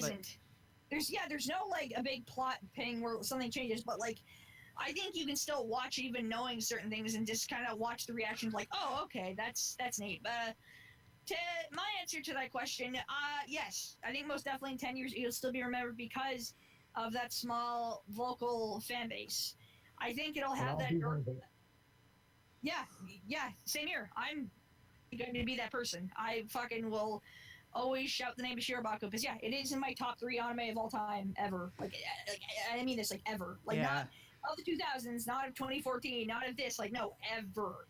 But anyways, I think it most definitely it'll be that type of situation where like it's like the fan base of Earthbound or the fan base of this where it's small but it becomes such a bigger part the more and more people come together and share their love of this thing. It becomes bigger and bigger to a point that it almost isn't a minority anymore. It's a majority because it's so built up. I think Shirobako will get that. I think it will. It'll just take time. And I know that's not the best thing because you need the sales right now, but I think Shirobako will be that in 10 years. People remember just how great the writing was, or how great the characters were, how good the animation was, or how this, it will build up to that. And I will most definitely sing the praises to it and show it to people and be like, hey, check this out. Because, I love Shirobako. It speaks to me on so many different levels and worlds, and the writing is so phenomenal. It's as a comedy drama anime. How much it nails the comedy is so great when I feel like a lot of anime comedies just kind of miss the mark, or they try too hard, or they don't try hard enough, and it just kind of feels so sloppy. Shirobako nails its comedy perfectly, and I'm always amazed by that. I'm so blown away by that. Its drama moments are handled beautifully. How it handles the subject of making animation is just mind-blowing, and I loved it, and I was so hooked on it. And like I mentioned earlier with like the characters who I relate to and who I think I am, my many mentions of Shizuka. Not to maybe end us off on a possibly bitter note, but like, Andrew, you mentioned like what got to you and what made you kind of choke up was that sort of last minute moment of everyone getting the tapes on time. I'm like, oh, we're so close to the last episode. Yeah, I mean, to go here, drop off the tape. Like, that's the thing. My moment where I felt like I really related to it was, this is, once again, possibly on a more bitter note, but when Shizuka feels like she blew her audition, she went in and, she tried out, and it kind of feels like she's not going to get it, and she feels like in her heart, like, I don't think I'm going to get it, and she kind of slowly walks out, she kind of sets out in front of the studio, and she just kind of looks around a little bit, and she just starts, like, she's just about to lose it. She's about to have this full-on mental breakdown and just crying. And I love how they don't kind of show it. They kind of cut away right before she's about to. And, like, I've had that so many times in my life. That, once again, was me pre-antidepressants. That was me where, like, I'm going to go do a job interview, or I'm going to go to a job festival, or I'm going to go do this thing where it's just, like, I felt like I fucked up in so many different ways. And I was so angry at myself, and I just was so defeated, and I was so fucked over, and I just was so angry about everything, and I felt so defeated. And that, you go outside to the entrance of it because you're leaving, and you slowly walk. You don't run out. You're like, oh no! You slowly walk out. Doors open, and you kind of take a look around, and you just cry. Because, I totally get that. You don't fucking care. You don't have any, shame, fuck shame. You don't care. You're just gonna fucking cry because that's what feels good. It's like, no, you know what? Fuck everything. I'm gonna cry right now. I'm gonna cry because I'm a fucking loser. I should be this big, amazing person who has all these successes, and I'm in my 20s, and I should be having this done already, and I should be here. I'm like, no, I'm just gonna go ahead and cry, because I'm a big fucking loser, baby, and this is what I deserve, I guess, is to just cry like a big baby in the middle of public, and I don't give a shit. Like, yeah, those Shizuka's moments of doing that, that hit so close to home to me that, like, the first time I actually saw that scene of her doing that, I actually stopped and I cried. It made me cry. I had to let it out, and yeah, that really spoke to me. Well, Shirobako is such a goddamn masterpiece, and it is, yeah, in my top 3 of all time, anime of all time, and there's just so many different moments that I love in it, and there's so many relatable characters, and I love how wide the characters, the wide range of characters there are in this. Even with the one character that I felt like was so inappropriate and didn't work, and it broke the realism, and it kind of just, I was like, guys, really? You're already doing so well, and then you added this character, and I'm like, why? Sorry, not to go into, not that I'm not trying to change the subject, but I just want to say my little quick thing was the addition of Ai Kunogi. Oh, the girl that went that one. Like, yeah, the girl with the kind of bulb haircut, and she's so shy, and she doesn't talk like. Maybe she's based off a real person. I'm not gonna make that judgment. Maybe she is, maybe she isn't. But like, man, I was like, I'm sorry, I don't find this character cute, but I have to question: does she have like a mental disability or something? Because I've done loads of research into that, and like, I just can't help but question that. Like, well, I will say does this she? Because like, wow, that is some almost kind of offensive levels of like, what is this character? What is she? Okay. Who is she? Like, why exist? Yeah, I want to say this. Anyone lesser, I'm sorry, I don't mean to interrupt you, but I'm sure anyone lesser can make a bunch of, oh, LOL, haha, autism, but I think that's fucking disgusting, and I'm not about that type of ableism, but, you know, sorry, you go ahead. I wanted to say this. Okay, so I was like searching Shirobako. Okay, I guess it's the part where we kind of go into shit land for a second. I was like searching up Shirobako on Tumblr, and I remember kind of groaning when I came across this post. It's called Your Favorite. It's from a Tumblr blog called Your Favorite is Autistic. And guess who appeared? Her. I want to say this. Whenever people say that X is autistic, X is trans, X is this, X is that, you know, I don't know why, but for some reason I kind of get a little. I mean, I understand. I'm all for representation. I want to say that right now. I'm all for like equal representation and blah blah blah and all that stuff. But for some reason, when people say like, you know, X is this, I feel like, are you just going off of like stereotypes? Because that's kind of nasty. No offense. Well, there's also a degree of it that's kind of important because people want to see themselves in their media. And that's great. That's extremely funny of you to say that, because I was actually just going to say that myself. Like, I actually totally understand that to a degree, but I feel like X is quote unquote like where X is trans. I feel like that is completely different to something like a mental disability, where like I feel like the wrong representation of that could be really awful and offensive. Yeah. Once again, sorry to be all SJW on everybody, but I feel like especially ableism is so common that it's just like there are so many things that people don't realize is actually ableist, and if you try to bring it up, they'll immediately shut it down like, oh, well, that term doesn't exist, or I'm like, all right, fine, like, don't listen to me, that's fine, whatever, you can go on your way. But yeah, just like, I just saw that character, and I felt like that was the biggest misstep of the series, or like, I understand. If she's based off a real person, then whatever, my condolences. I take back all my comments and, you know, like, whatever.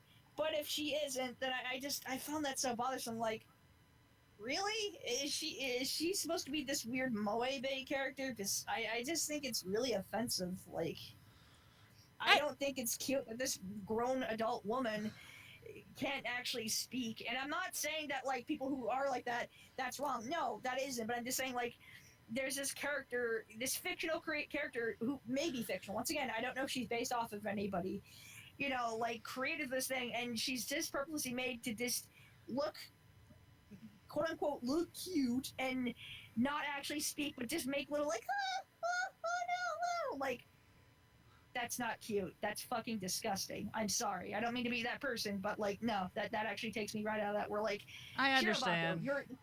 you're almost an A plus. I would actually even say, even with that, you're an A plus. But like, that is such a misstep. That really bothered me.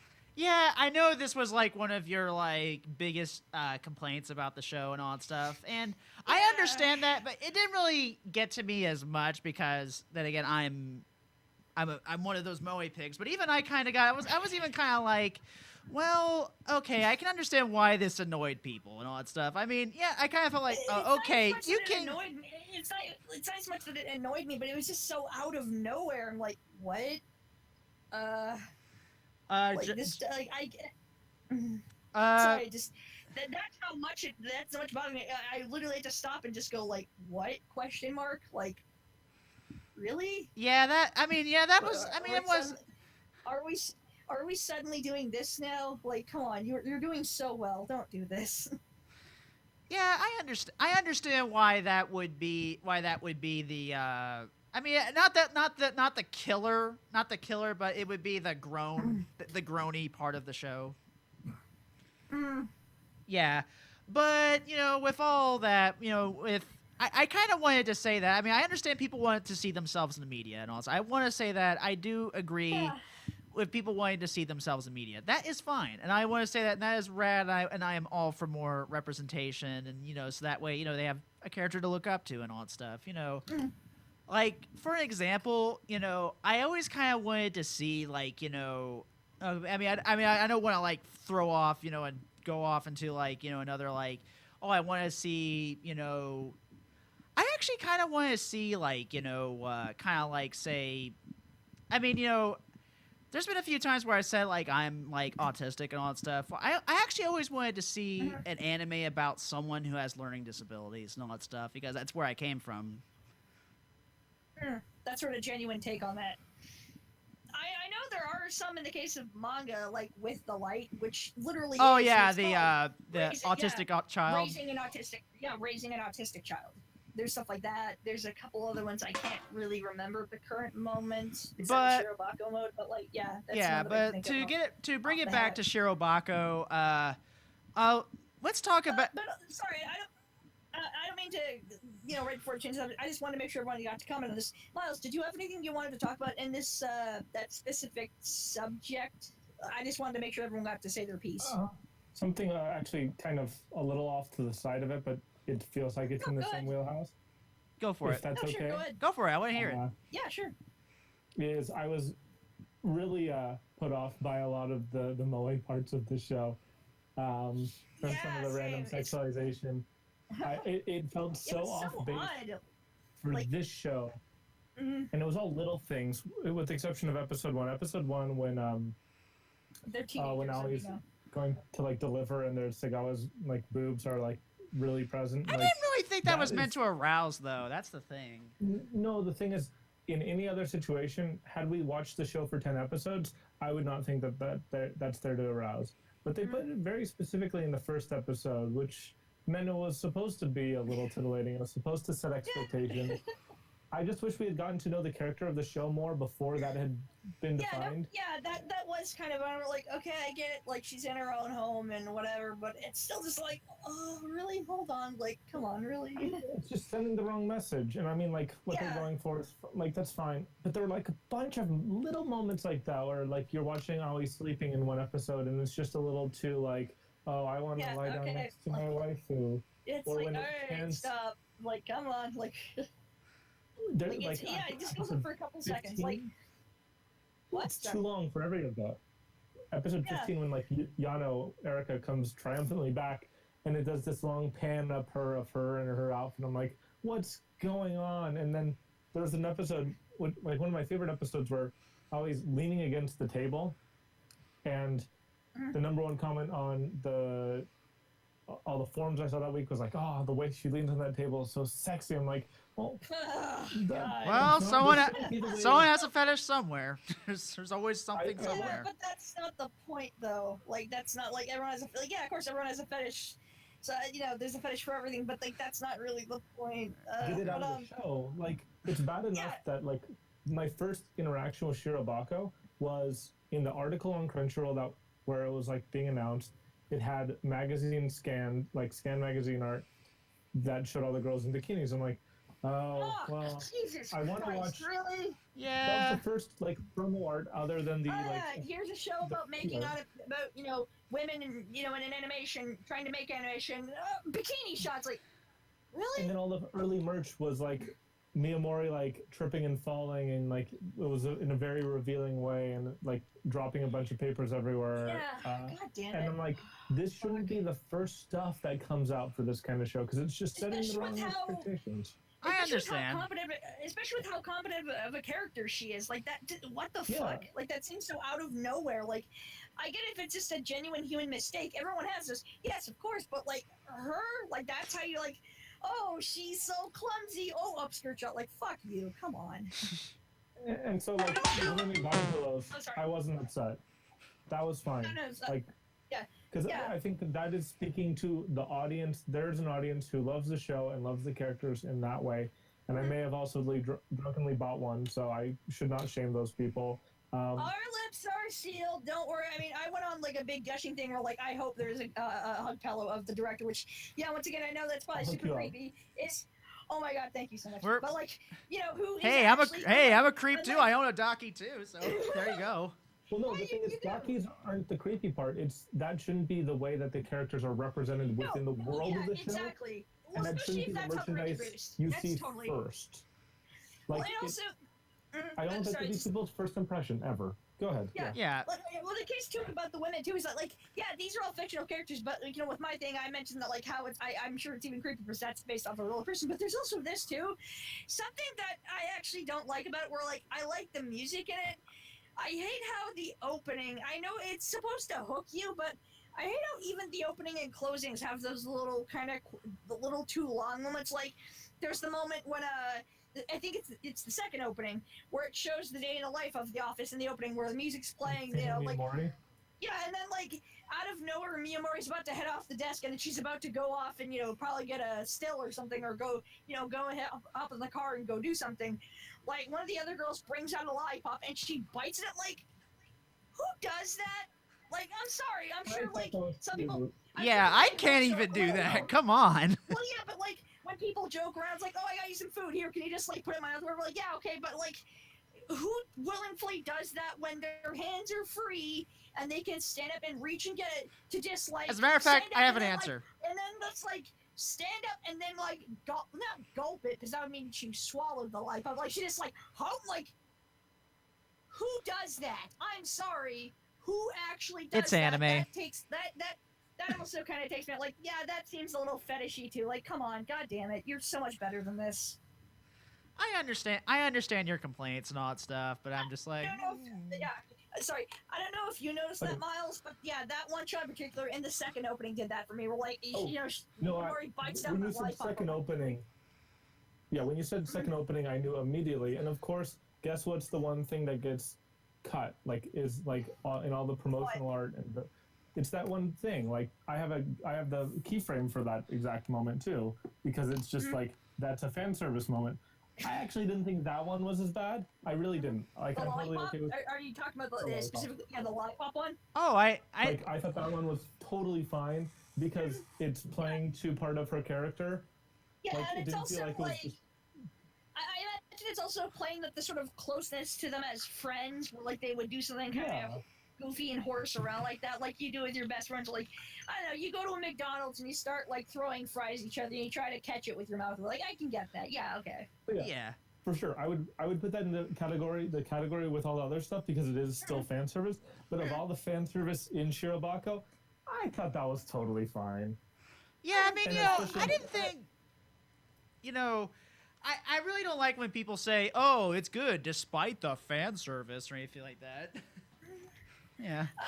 I think that's actually a legitimate criticism because that can, like, I think Miles kind of said this quite brilliantly, I understand just a few minutes earlier, but that's sort of like, I think that's a legit criticism is when like that sort of comes up from that, like, this is good, despite the fans were like, no, I can get that because that can be like, it's not that like not everyone likes it. Like that's not my point. My point is that like, yeah, there can be those weird fan service shows that kind of take the atmosphere. It takes it right up. Yeah, yeah. There's that. Thank you, Miles. I couldn't have actually said it better myself. Thank you. Yeah, no, and look, I'm okay with fan service in some shows. I'm really not okay with it in others. I won't hate a show for fan service unless it crosses a very big line. Like I have, that line is a really hard line to cross with me, just because I'm just so used to anime that fan service has a harder time bothering me. Yeah, me too. Yeah, Me too. same. I'm not really that like gag reflexy about fan service. It just kind of depends on like what in my top 10, one of my favorite anime is Kite. Specifically the R-rated, not the actual No, he likes the hentai cut. He likes the hentai cut. You know you like that hentai cut. I do. I totally like that part when the disgusting sleazy cop, fucks the 14-year-old. That's like my favorite part of anime ever.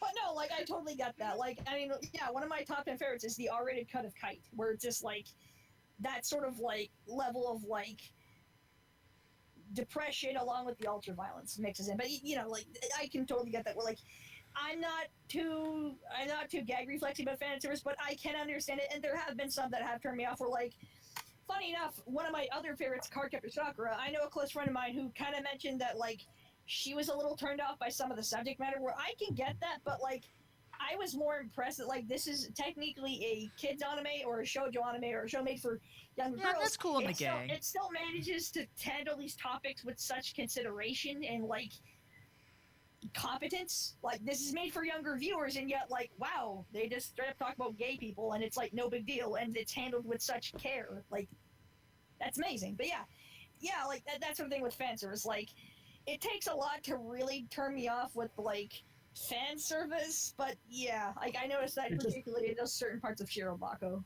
And in Shirobako, the Segawa thing in episode 1, it turns people off that I want to recommend the show to, and I can't like blame them. If people have no tolerance for fan service, they're gonna see that and they're gonna be like, "Oh, this is just anime," And it's like, okay.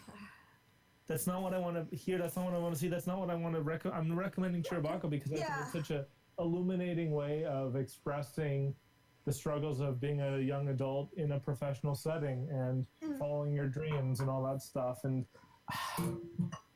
for it to have that kind of a barrier to entry that's so completely unnecessary aggravates me to no end.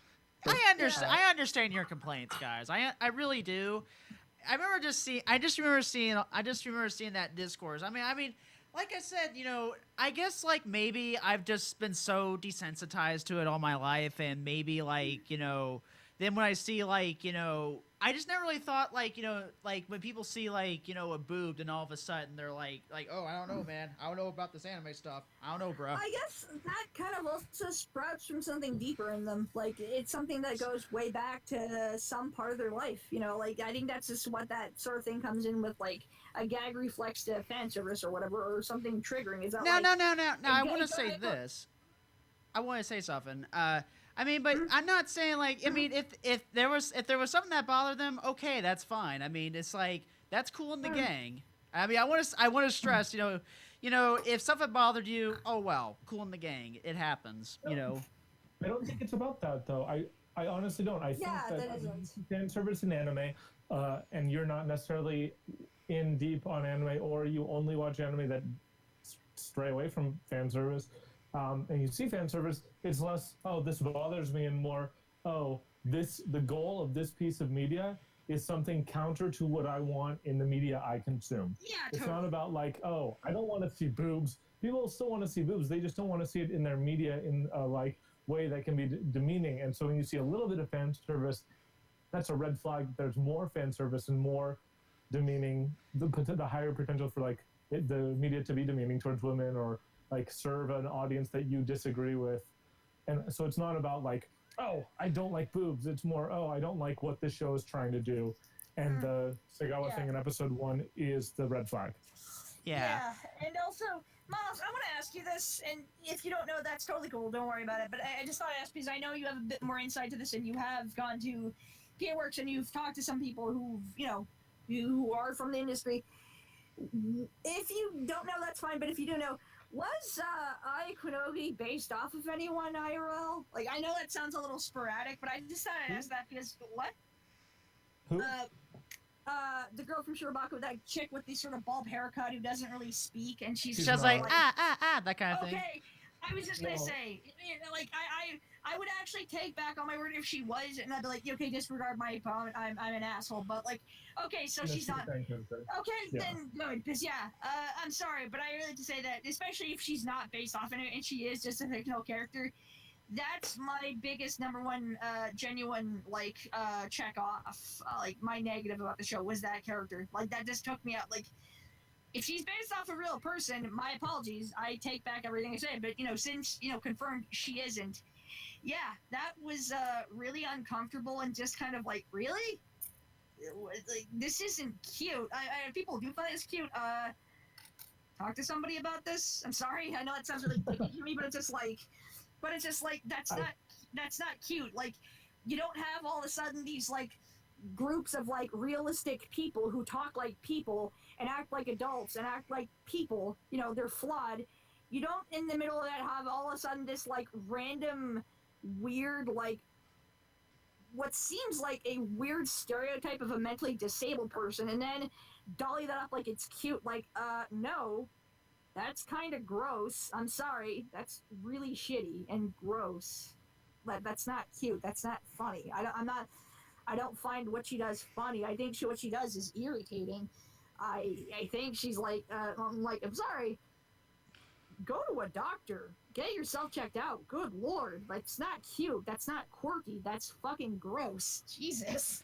But, let's, to like, kind of like, let's like, to like kind of like bring this home and all that stuff. So in closing, but I guess like overall, I guess we've kind of like covered all of our bases and all that stuff. And overall, this show has definitely has some flaws, especially with those moments and all that stuff. And to some people that can annoy people, and I totally get that, and that's totally cool and all that stuff, and I don't really, and I want to say this, I'm not trying to make fun of people or trying to be like, I'm not trying to dog on anyone that was offended by the fan service in Shirobako or anything like that. Or I guess your earlier statement where you mentioned that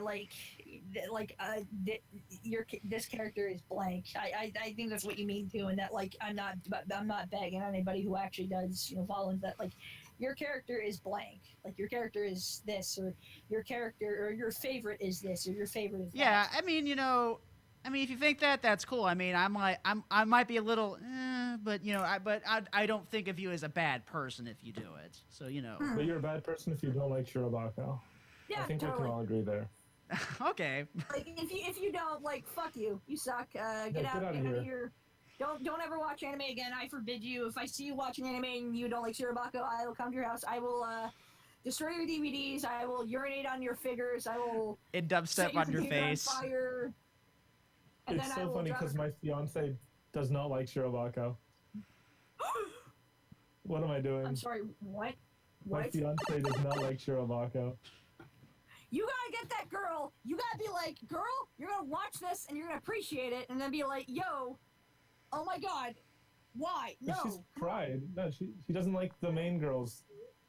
She thinks that they're shallow, like, misrepresentations of characters. She likes all the normal people. You know what? Credit to her. I can actually understand that. I can actually really understand that.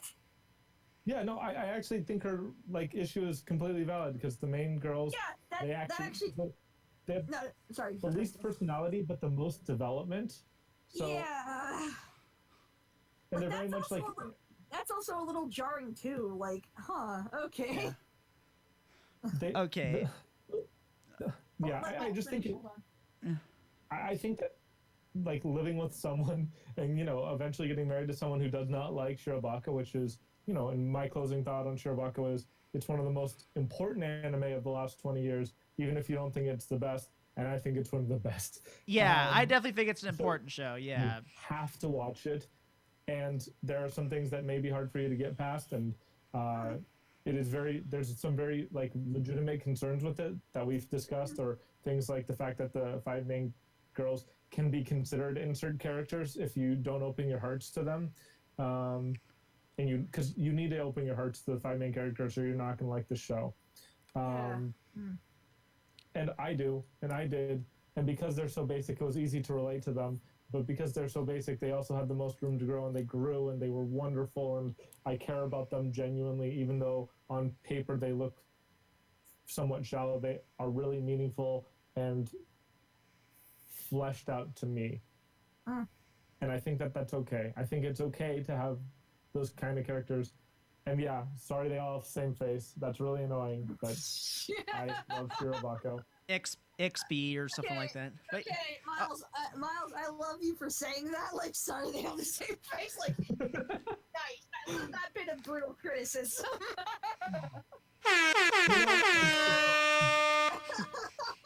You have complicated relationships with your favorite media, right?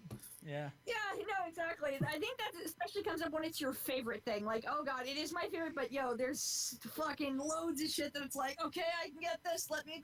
I want to talk about this. Let's talk about this. Problematic.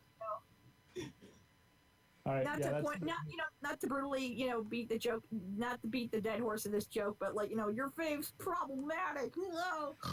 Well, that's true. Every favorite's problematic. Your favorite country's problematic. Yes. Your favorite, the world. You know what? The world is problematic, including us. Your favorite. Wait, people are. You mean people are flawed? Oh, shock and awe. So, But yeah, for my thing on Shirobako, sorry that. that's fine. Don't worry about it. It's funny that I mentioned those small moments that kind of almost turned me off of it, because what I love about the show so much and why it's one of my favorites is for its millions of small moments of greatness and its overall greatness. But it's small character moments I love. I love it for how actually kind of intelligent the writing is, how human the characters are, how this could have easily been made into some shitty, cheap fucking just like, we're making a cartoon, yep, everything's perfect. No, this is actually kind of realistic to an extent, and these are people. Like, everyone has a point to themselves, everyone has different thoughts and opinions, and I just love seeing that kind of circulate. Like, I love that so much. I love the struggles that you see the characters go through. I love the positives and negatives of showing what working in anime is like. I love even the small little character moments and jokes between the higher up staffs of like, I'm not going to spoil it because there are some things I don't want to spoil, and I'll let everyone kind of fall into it. Maybe they might like it as much as I do, but I love the little joke that happens between on Yutaka Honda, where like, his first half of the show where he's working at Musashino and what he does.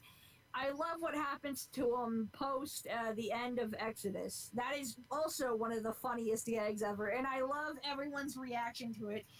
And this, like, including Seiichi. Oh my god, his reaction's so adorable. So and like, I love how he's almost offended. Like, but we're gonna be brothers. No. Yeah. Oh yeah. When his other friend leaves. Yeah. Quiet. Don't. I said sorry. I know it was really weird. I just said please don't spoil the joke, because like, that punchline of that is so great. I love that so much. And, like, Well, it's my podcast. I do whatever I want. Oh, can't tell me what to do. It's my podcast. This is mine. Shut up, Punch. But I love also like the job that he goes on to, where you think it would make more sense that he would be like this at that job, but no, he's actually a much more different person at that job. Wink, wink. I love that moment so much. I like this. That's also realistic, because sometimes that will happen where like the weirdest thing will happen, or you'll go to the thing and like something completely unexpected will happen. I love that so much, and the way they ran with that joke was beautiful. One of the funniest moments I've ever experienced in an anime. And like, yeah, and one of the other reasons why I love this show so much is that when it's being funny, it nails it perfectly. Like I do like as much as I love anime and I love it to death. It saved my life. Same here. Literally, it did actually save my life. I was suicidal, and anime helped me not become suicidal even after attempting suicide. But anyways, I feel like anime comedy is so hit and miss, and a lot of times it is a miss. But like Shirobako nails that perfect amount of just being a good comedy, and when it's funny, it's laugh out loud funny. I've gotten so many big hearty laughs from Shirobako, and that is one of my favorite moments of it. But no, just like how realistic and how well made and how well written the characters are, the scenarios they go through making an anime, how open it is to everyone in this show. It's not just the main women, and it's everyone. Everyone gets to have their moment. There's so many different opinions and different ways of working that everyone goes through. The old time directors who try to escape through work.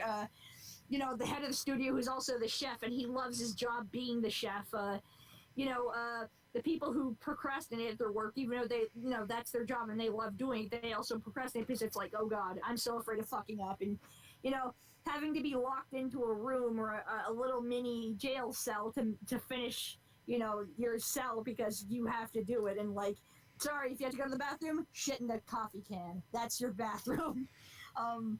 But just, I love that so much of how diverse and just all the different ideas and all the different mindsets that go into this and how much all of it makes it into the actual show and just how brilliant it is. Shirobako really helped me out in a dark place in my life, but it brought me so much joy. I love it so much.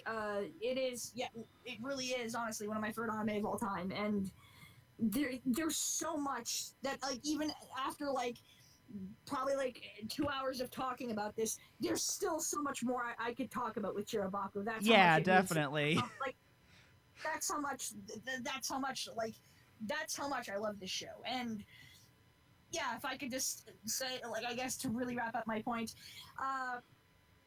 if to anyone out there who's just never watched this, please give this show a chance. And if I would have a list of anime, I would actually try to introduce people, especially random people who may not be in animation. I would honestly try Shirobako because I feel like there's this sort of broadness about its quality that I feel like even people who may not even be into anime, who may actually like this, because even for something so Japanese, because this show is kind of specifically Japanese, because it's not about making Japanese, you say? No, it's Japanese animation, because even that in itself is so much of a niche. The fact that like something so niche could still be so fantastic in quality is amazing. Like a show about making a niche product, well, not niche in its country, it technically kind of is, but it also isn't.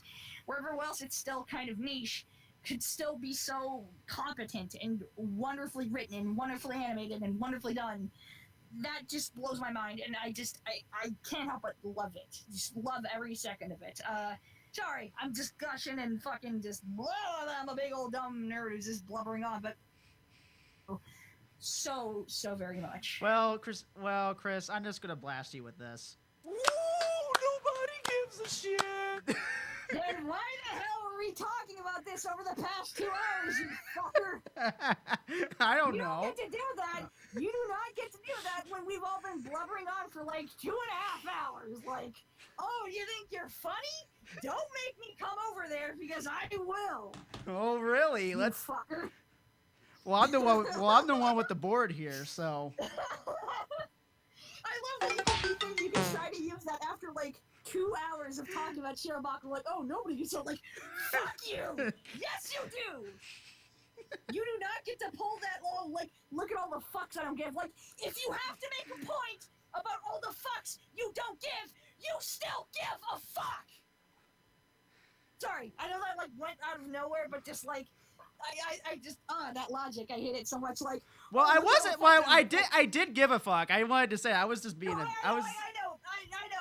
I'm joking. I know you're joking, but I'm also joking. Where it's just that type of logic where it's like, oh, look how much I don't care. Like, if you have to point out that you don't care, you do technically to a point care. Sorry, I know that's so, like, That's such a That's such edgy a thing. thing. And that's such a fucking nerd thing for me to say. But yeah, anyways, but yeah, Shirobako.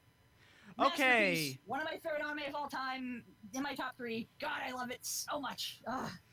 I want to say also, okay, so in the tradition of Otaku Midnight, we've kind of started this kind of like, you know, this is kind of like stuff that kind of spawned off of like Keikaku Cat's best girl tweets and all that stuff. So you know what? Let's end this off with, you know, the Otaku Midnight tradition of like, okay, who do you think is best girl or best character? So Miles, I'll go first. Oh, sorry, can I go first? Sorry. Okay. May I go first, please? Thank you. Okay, thank you, because I'm also a super fan of Shirobako, like Miles. My best girl is Seiichi Kinoshita, and fuck the police. I don't give a shit. That's my favorite. That's my best girl. He is the best girl. Okay. Fuck all of you. Fuck the police. Okay. I'm giving the double middle fingers. That's how much I say. You know, fuck the police. So for me, Yeah, go on. best girl. Best girl or best really hard character?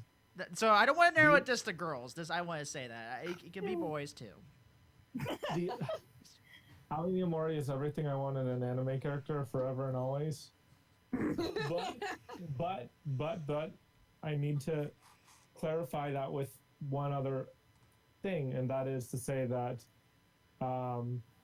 if you look at my favorite anime characters of all time, right after Ali Miyamori and Char from Gundam Perfect. is Diesel-chan Midori Mai. I love her so much. She is like, I can't believe Shirobako was able to come up with 2 characters that just spoke to me on such a fundamental level. Shirobako's. Oh yeah. That's such a good point. Yeah. I don't mean to kind of abruptly change. Not that I'm trying to change the subject, but I want to say something really quickly. I feel bad that I actually didn't talk about this too much, but you know, I can't help but also give some credit to, and kind of this is another thing that amazed me about Shirobako in the long run of like, I loved it, and like I was surprised that, you know, who did this, but you know, to find out that the director of Shirobako, Tsutomu Mizushima, like, how diverse that man's biography is also interesting. The fact that like someone like him created Shirobako, like I just think that's so amazing. He created Girls in Panzer. Well, he's the director of Girls in Panzer. His direction work is amazing. He's done so many. He's done, and I have a list here, so get ready.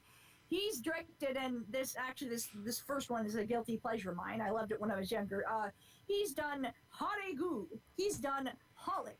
He's done Kujibiki Unbalance, the second series of Holic, Kameko Deluxe. What? Sorry, what's up? I love Kujion. Oh yeah. Keep going. Okay. You know, this next series. Hold on, I'm not done yet. There's still a couple left. This next series I actually really love, and I'm sad we never got the second season of it. Big Wind Up. Fuck yeah, love Big Wind Up. Such a great series. One that I know both Andrew and I are super huge nerds of, Squid Girl. Fuck yeah, Squid Girl. Love Squid Girl. God, that's another show. Shirobako, Squid Girl.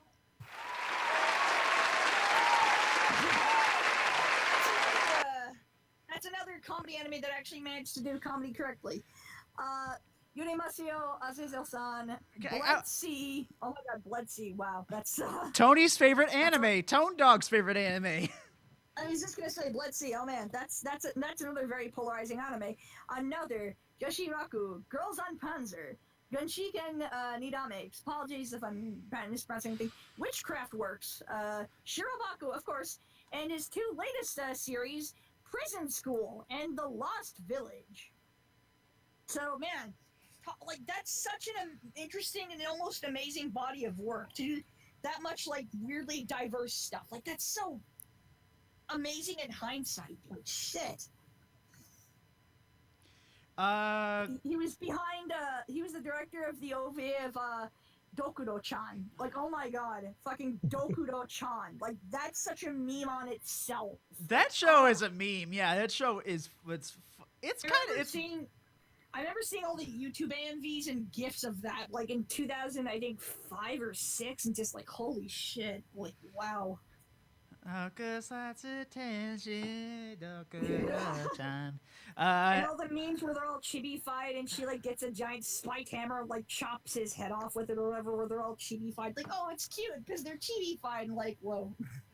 Okay. It's so abrupt. But I want to say this about Squid Girl. Basically, to me, it's Nickelodeon. It's Nickelodeon Japanese with English subtitles. Yeah, I can get that. Like, it feels like sort of like, somewhat like a Nickelodeon show, but if it was done in Yeah, an but anime. Yeah, my apologies. But to go back to the whole best character sort of thing, you know. yeah, please. I finished mine. I finished mine. Mine is Seiichi. He's my favorite character of all. But second favorite would be Shizuka. Opening my heart. Yeah, wow. Yeah. A lot of her moments really spoke to me, and I'm like, Jesus, that's so close to the truth. I like Miyamori and all that stuff, but I also like it depends on my mood, like who's my favorite Shirobako. I also like Erica, you know, the twin tail girl. Yeah, Erica has some really interesting. I love her. I love like, her. Kind of, Plus, her aesthetic is hella pleasing too. I didn't want to say that. yeah, I can get that. Erica has some interesting moments. Actually, it kind of took me for another rewatch to appreciate Miyamori as much as I do now. Where at first, it's not that I never disliked her or hated her. I liked her, but it's just like I thought she was just like, yeah, I'm this character. Well, like now, like, oh, I totally get her now, and I thought that was really interesting for her. But like, totally understand her and appreciate her now. Yeah. And you know, just some of the amazing other like supporting characters and just how impressive they are as characters. Crap. There's a character I had in mind, but I can't remember the name. And Rinko. Special shouts to Rinko, but like, man, those outfits. Oh my god, those outfits. Oh yeah, I want to see. She's rocking the eloquent dresses and Lolita Gothic shit, and she's just like, I don't. I want to say this. There was like one sequence where I basically said, I want the goth loli